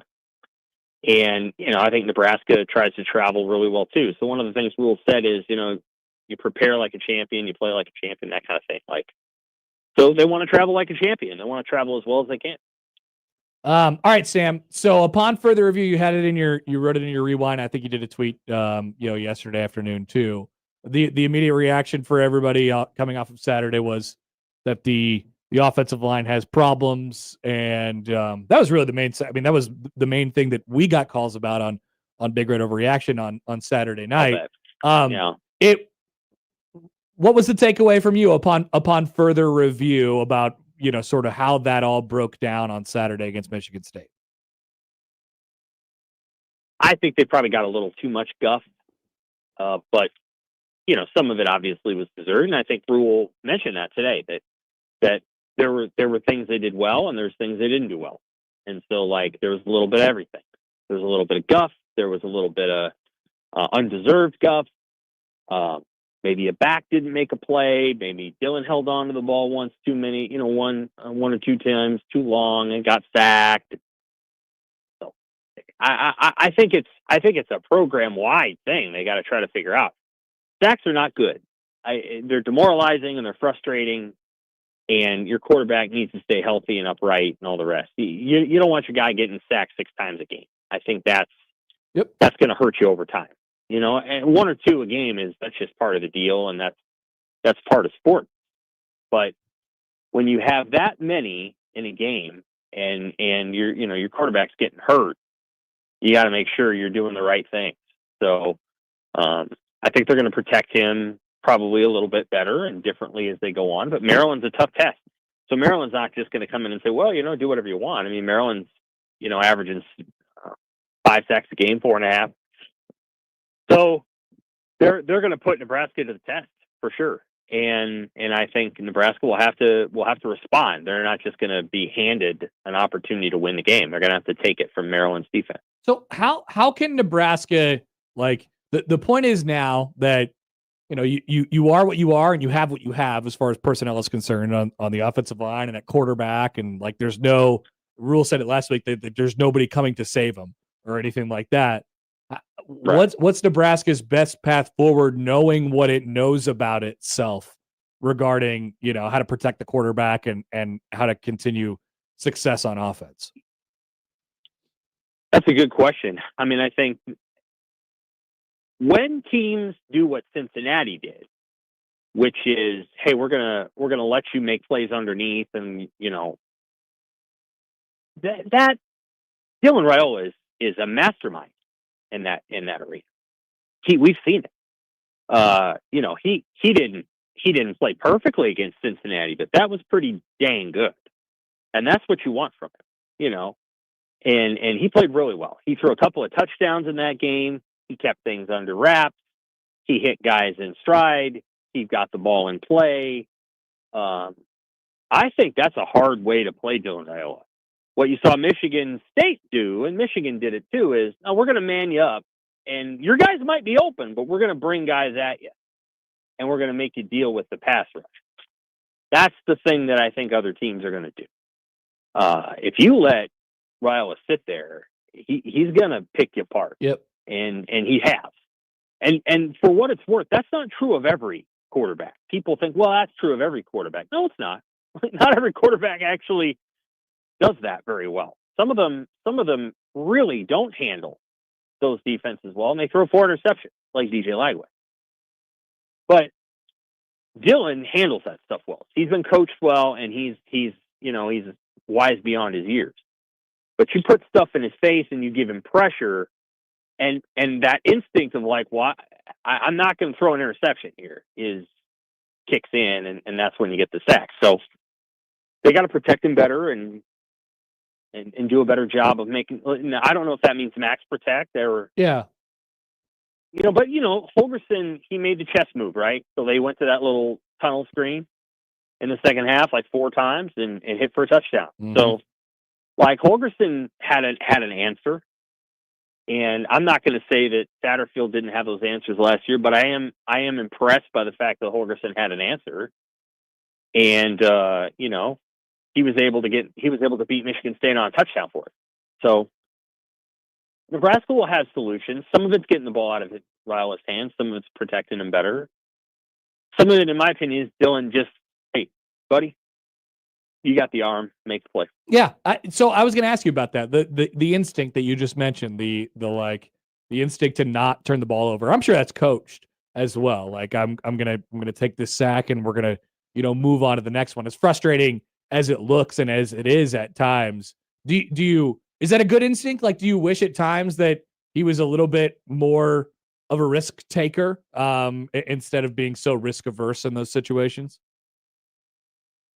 Maybe a little bit, but not because here's the way I would put it is I'm not sure that when he, really lets it go, it's much of a risk. I actually think he can put the ball in some tight spots. Sure.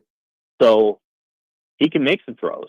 And so I'm not, Josh Allen threw a couple passes last night that no one should throw, and he made them. But, Yep. Those are risks. He does every game, by the way. Yeah. Oh, yeah. This is more, there's a look in right there. Yeah, it's a little tight coverage, but you're Dylan Raiola, and you can throw that. You can make that throw. You can make that little short slant, and so yeah, like stuff like that. I'm not even talking about. I actually think the things he's doing are actually some of the stuff that other quarterbacks really struggle to do, and the things that I think he can do more of. It's A, something he's capable of, and B, other quarterbacks love to do. That makes sense. Interesting, yeah. I mean, Aiden Childs was swinging it. I was like, where are you throwing the ball? So, there's all kinds of stuff. They're just, I appreciate though that Dylan is pretty mature and actually doesn't put the ball in harm's way that much. We wanted to give you credit when we called you the first time. You said last week, I kind of side-eyed like, you were pretty low on Penn State after they lost to Oregon, and then what do you know? They go over and lose to UCLA. How does a thing like that happen for a team that everybody thought was going to be in contention for a national championship before the season? Well, I think their coach takes every loss real hard, which I guess is true of every coach. But I think that whole building had put so much energy toward beating Oregon, and it had been such an off-season focus, and it was such a magical environment. And then to lose, and the way they lost, like they came all the way back, and then they had a chance to win, and then they throw the pick. I'm sure that was very deflating to everybody. And then you got to travel, and you got to go out to LA, and you're playing a bad team, and they are. UCLA's not good, but the bad team comes out and does something early, and then all of a sudden you're like, oh, God, are we bad? And so I think that's part of what happened. They fell behind 27-7 at half, and then in the second half they woke up, and they didn't quite make the full comeback.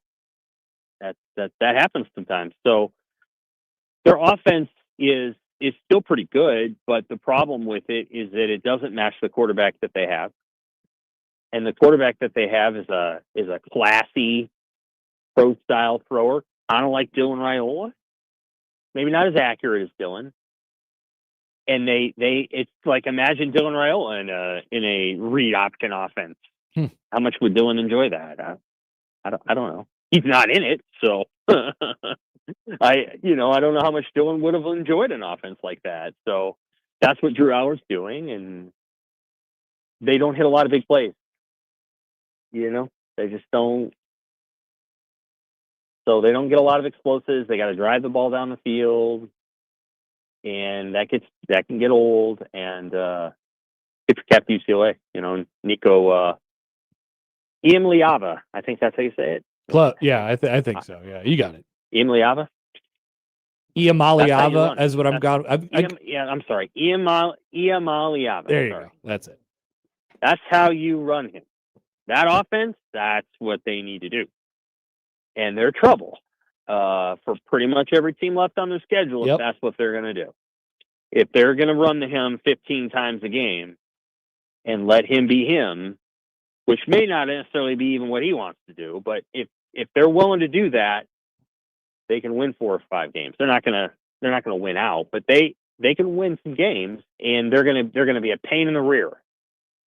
Their defense is really bad, UCLA's defense. So when Nebraska plays them, you just need to know that Nebraska is going to move the ball against UCLA's defense, but UCLA is going to try to hold the ball. They're going to try to protect their defense. Whereas last year, UCLA's defense was pretty good. This year's not good at all, and they got to protect their defense by keeping the ball, and that's what they did against Penn State. You also wrote about this, and we'll let you go on this, Sam. Like, how much does Nebraska's schedule look different to you at this point in the season compared to the common point of what we all thought of it before the season started? Well, they got a chance to do something special. And I'm sure no one's going to say that out loud because it's one day at a time. It's one game at a time. But they're human, and they know it.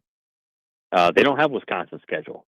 If you had Wisconsin's schedule and you're preparing for Iowa this week, you'd be like, I ain't borrowing trouble for tomorrow when I got enough today. Yeah. I'm not borrowing trouble for next week when I got Iowa coming up. And then I got Michigan, and I got Ohio State or whatever their team. Ohio State next week. And then they got Oregon. So like they're not borrowing any trouble if you're Wisconsin. Nebraska doesn't need to borrow trouble either, but it can go into the Maryland game knowing if they win that game, then they got to go to Minnesota. And like the physicality and the cumulative issues, there's just not so much stress around it. And so that gives you an opportunity to focus on yourself a little bit. You don't have to spend, however many untold hours figuring out how to scheme to stop Jeremiah Smith. He's not on the schedule. You don't have to spend how many untold hours worrying about Oregon's offense. Minnesota's offense is okay, but you can play your defense. So it's more that they have an opportunity to take each week as it comes and not have to worry about that looming monster out there. Penn State's not going to be that team. They're going to probably be 6-4 or 7-3 when Nebraska comes to town, which is a good team and not a great one. Yeah. Sam McKewon from the Omaha World Herald. All right, Sam, we'll let you go. Appreciate the time as always. Have a good week. Take care. Sam McKewon, as always, good stuff from him today. And like I said, always. When we come back, a debut of our new segment. New weekly segment on Mondays. New weekly segment. I would say, when Schaefer and I did a show in Lincoln, we had these things called PNBs, potential new bits. Okay. Potential new bit. This is one of these things that we're trying out. We're gonna see what happens. We're gonna see if we like it. We're gonna see if you like it, and then we'll evaluate. Or, in the more likely case, I'll forget it ever existed next Monday. Okay, that's not bad either. It's possible. Yeah. Back after this on 1620 The Zone. Gary and Matt. I'm not looking to get drunk, okay? But I'm not going to a football game to drink a seltzer, or if I am, I'm going to hide it. I'm going to keep my coat. What if your buddy's trying to lose some weight? What if he's trying not to drink those carbs? Why would you? We're at a football game. What do you mean? What does that even mean? What does that even mean? If you are a different sex, I'm okay with it. Why? You're a dude. This is at a football game drinking a seltzer. It's not going to happen. This is 2025, all right? You should be able to drink whatever the hell you want, whatever the hell you want. Not at a football game. If we're at the beach or we're at Lenoma, we're hanging out, seltzer is fine. Gary and Matt, weekdays 6 to 10 on 1620 The Zone. Your Omaha area forecast presented by Bellevue Berry and Pumpkin Ranch from the KETV Newswatch 7 Weather Center on 1620 The Zone. Mostly cloudy, chilly, and damp for your Monday afternoon with the high today in Omaha 57 degrees, winds out of the north up to 20 miles an hour. Rain showers will continue mainly before 5 p.m. For tonight, staying chilly, a low of 47 with decreasing showers and clouds. For your Tuesday, high of 67 degrees, becoming mostly sunny, very fall-like. I'm meteorologist Caitlin Harvey with KETV Newswatch 7. Well, welcome to the Ranch Terror inside the house or ride the hayride through the hollows. But you'd best mind your manners with the residents. They don't take kindly to rude guests, and some they don't let leave. You're gonna make it out one way or another. The Rancho Terre and Haunted Hayride. Hours of Fear. Tickets start at $20. Combo just $30. BellevueBerryFarm.com. Get the truck you love and never pay a dock fee. Only at Baxter Ford. That's right. Pay for the vehicle, not the paperwork. Save on our incredible selection of new Ford trucks, F-150, F-150 Lightning, Super Duty, Maverick, and Ranger, and shop with confidence, knowing you'll never pay a dock fee. Experience our helpful way to buy a car, with no handoffs, no hassles, and absolutely no hidden fees. Shop now at BaxterFord.com. At J-Tech Construction and Solar, they do it all. Roofing, siding, windows, doors, gutters, and solar. As the official exterior and solar experts of the Huskers, they take pride in protecting homes and powering the future. J-Tech is hiring. They're searching for motivated sales reps in Omaha and a front desk superstar to join the team. Great pay, uncapped commissions for sales reps, and a winning company culture. J-Tech Construction and Solar, proudly the official exterior and solar experts of the Huskers. YourExteriorExperts.com. Hey, it's Happer here for Underdog Fantasy. Football season is off and rolling, and Underdog is the best place to get in on all the action. You can make picks and win money right now in the state of Nebraska, just like me. Playing on Underdog is easy. Just pick whether your favorite players will go higher or lower on stats like rushing yards, receptions, touchdowns, or anything else you could find on the Underdog app. I'll even throw this in there. The baseball playoffs continue to roll on. There's plenty of options for you on Underdog. So when you get those picks right across the board, you can win up to 5,000 times your cash. It's simple, it's easy, it's higher or lower. Download the app today and sign up using promo code HAPPER1620 to score $100 in bonus funds or bonus entries when you play your first $5. That's promo code HAPPER1620. Underdog, make picks, win money. Must be 19 plus and present in Nebraska. Terms apply. See assets.underdogfantasy.com/web/play and get terms _DFS_.html for details. Concerned with your play, call 1-800-GAMBLER or visit www.ncpgambling.org.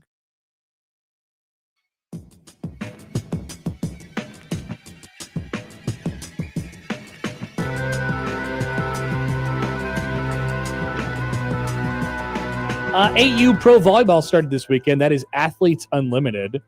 And we would like to get you in the door. So it's got some buzz about it, right? I've seen some stuff. You're going to hear about it in the next segment of the show. Interesting. Stay tuned for that. We'll tease. We want to get you in on October 9th and 10th, which is Thursday and Friday of this week. We have the ability to do so. On our website, 1620thezone.com, right now, you can get registered to win 4 tickets to AU Pro Volleyball this Thursday and Friday at Liberty First Credit Union Arena. Josh, a new bit, maybe. So I would like it, for the record, to become a new beloved bit and for years. I was trying to find a way. To get John involved because this is really only a topic because John had multiple freakouts about it. So remember crossover segment? Do you remember well, I wanted to find a way to they do those social media bits after the games where the player drops, the player does a cool dunk and then they go up to the player with a camera after the game and a phone and they say, "Here, watch your cool dunk. I want to see your reaction to the cool dunk." Have you seen those videos? Yeah. So I basically wanted to do that with John, but I wanted John to watch Cam Ward's throws because Cam Ward did a really cool throw that everyone thought was awesome in the first week, and John couldn't stop being angry because according to him, it was ill-advised, but it was a touchdown. It was a touchdown. And then he did it again either last week or 2 weeks ago. And so now it keeps happening. He keeps having these throws these ill-advised throws that he gets good results on, and it's frankly amazing to watch. This one might take the cake. So without further ado, we present to you Cam Ward's dumbass awesome throw of the week. Oh, just a quick second here. Let me flip it. Flip everything, Josh. Flip it all back. Here is Cam Ward's dumbass awesome throw of the week. Clock running inside of 5 minutes. Ward goes through his progressions. Everyone covered, slings it back. It's deflected and picked. Taylor Demerson, and then the football came out. Who recovers? Tennessee for the touchdown in a crazy sequence. So that I wish the call would have been better because clearly the broadcaster was just looking at his spotting chart to find out who intercepted the football and then didn't realize that the ball had been fumbled into the end zone for a touchdown for the Titans, who were the team that was intercepted on that play. I have never seen, and I watched a lot of Scott Frost coaching football at Nebraska. That was a masterclass, a disaster class. I've never seen a game lost that way. I mean, that was amazing. We had all of the notes. We had everything. New York's newest nightclub is the Arizona Cardinals. It has Amari DiMercato dropping a ball at the goal line for a fumble. It has an interception that is actually turns into a touchdown for the other team.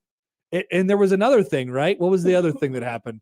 I mean, those are the two big ones. We're talking about an unreal level of ineptitude to be able to lose that game for the Arizona Cardinals. But and in there, buried in there, was Cam Ward's dumbass awesome throw of the week. So congratulations to Cam for doing it yet again, and for the Titans for win number 1. Nice job, Josh. Breaks a 10-game losing streak. Titans now positioned better than the Jets.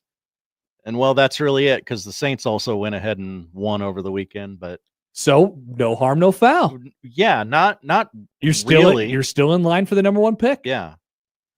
Kind of. If the Saints would have lost, then, you would have had a problem on your hands. It feels good. I think the team maybe should just do that more often. Maybe not like the weirdness of it all. What'd you think about Cam Ward?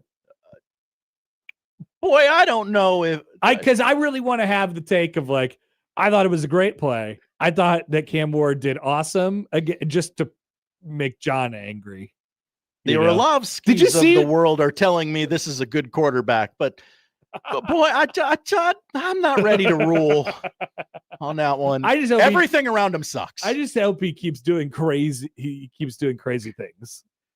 Clearly he's going to, right? I mean, there's 2 ways to suck in the NFL. You could be a disaster, a complete and epic failure of all proportions, but have a fun quarterback.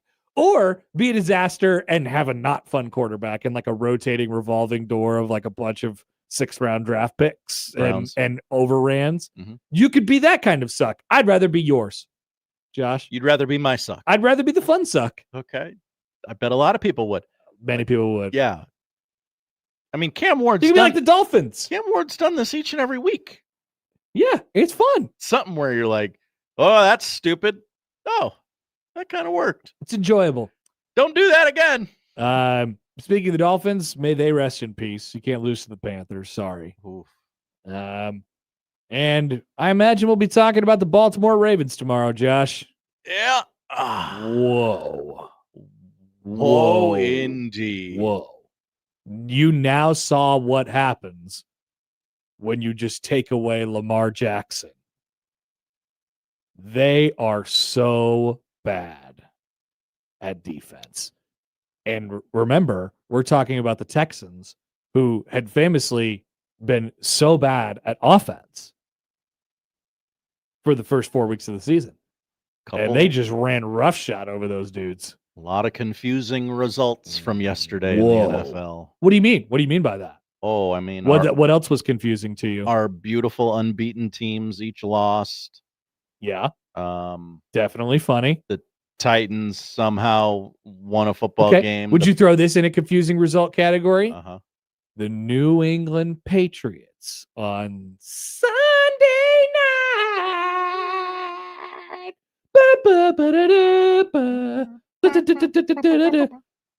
Is that confusing to you, Josh? Is it confusing to see Drake May do good things? That is confusing. I also I sort of assumed, oh, okay, I see the way this is going. the Bills play this game every time they're on a solo window game like this. Yeah, where crack game. You should probably win by 2 touchdowns, but I bet Josh Allen just drives down the field with 2 minutes to go and wins it. That did not happen. It was weird. I thought it was almost like a new timeline opened up. Yeah. And the best game of the day yesterday, who had this on their bingo card? Bucks Seahawks. Oh, just a big, beautiful uniform matchup. It's time to start telling your friend about potential future MVP Baker Mayfield. You have had this Holy take crap all season. They're just better at winning football games. Holy crap. Holy crap. That dude is good at quarterback. I don't know what was going on in Cleveland, but in Carolina, but what a disaster for those two teams. That looks horrible, worse and worse by the day. Baker is an absolute freak. He is a stud. He's so good. 29 for 33, 379, 2 touchdowns, and multiple wow throws. They're 4-1, and they have a point differential of +3. And they didn't have Mike Evans on Saturday, and they didn't have Bucky. They're like, no problem, whatever.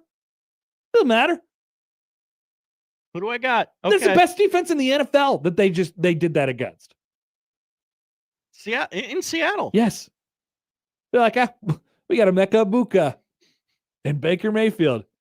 Wow. That was a game and a great uniform matchup as well. They got Niners Lions. That's their next 2. Fun times. Yeah. For us, the viewer.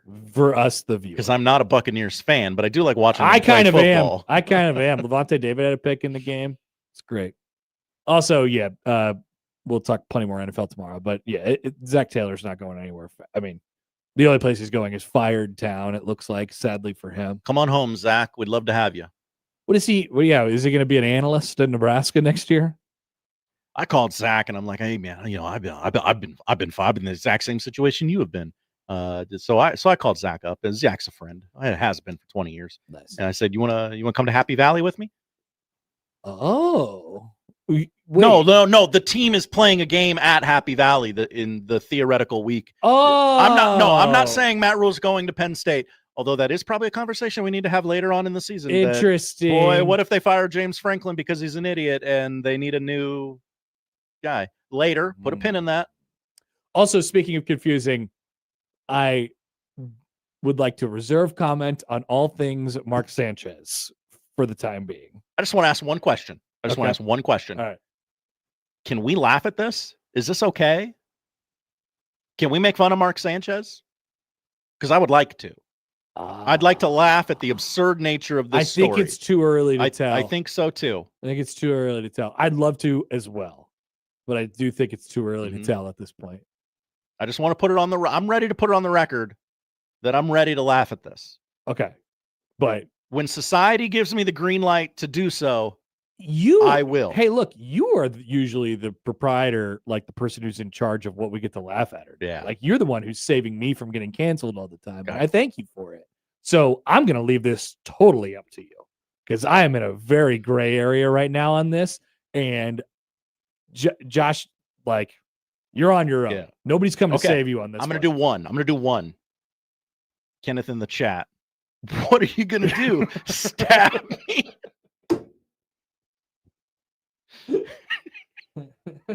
Which, if you're unfamiliar with the "what are you going to do? Stab me" meme, it's a good meme. It's a good meme. Look it up. Knowyourmeme.com probably has the backstory on it. Good meme. All right, we'll be back after this with the polls, and we'll tell you what to watch on 1620 The Zone.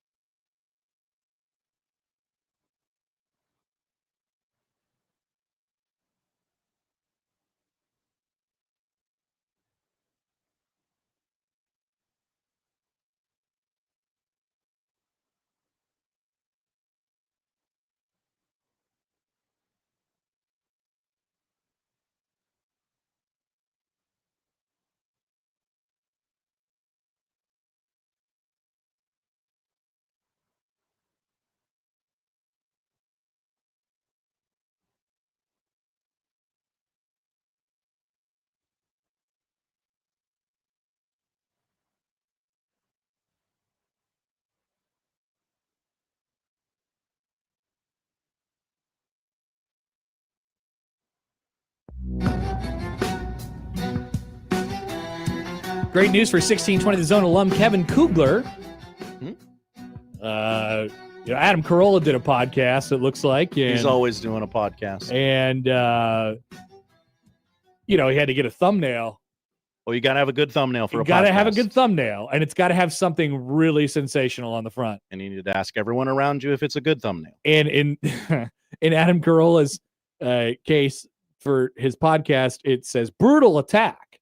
And then they have a photo of broadcaster Mark Sanchez with an arrow pointed to him, so you know it's him. You also have to have an arrow on your thumbnail. But next to Mark Sanchez is his former broadcast partner, Kevin Kugler. So congrats to Kevin for making the Carolla Show thumbnail today.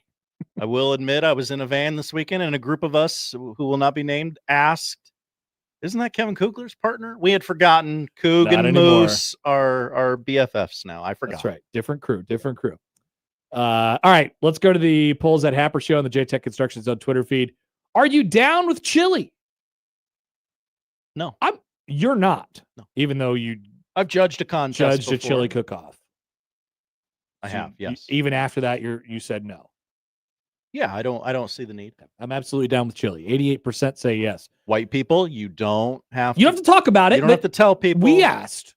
Yeah. Take some responsibility, Josh. We asked. We did. Do you love a good turf race? Not necessarily. No. Not necessarily. 50-50, amazingly. I don't know why. 50-50 is the response on that right now. Does Jude Law have a college football team? I don't think so. So I'll vote no. 90% say no. Did you ever try to sneak a beer when you were 14 years old at a wedding?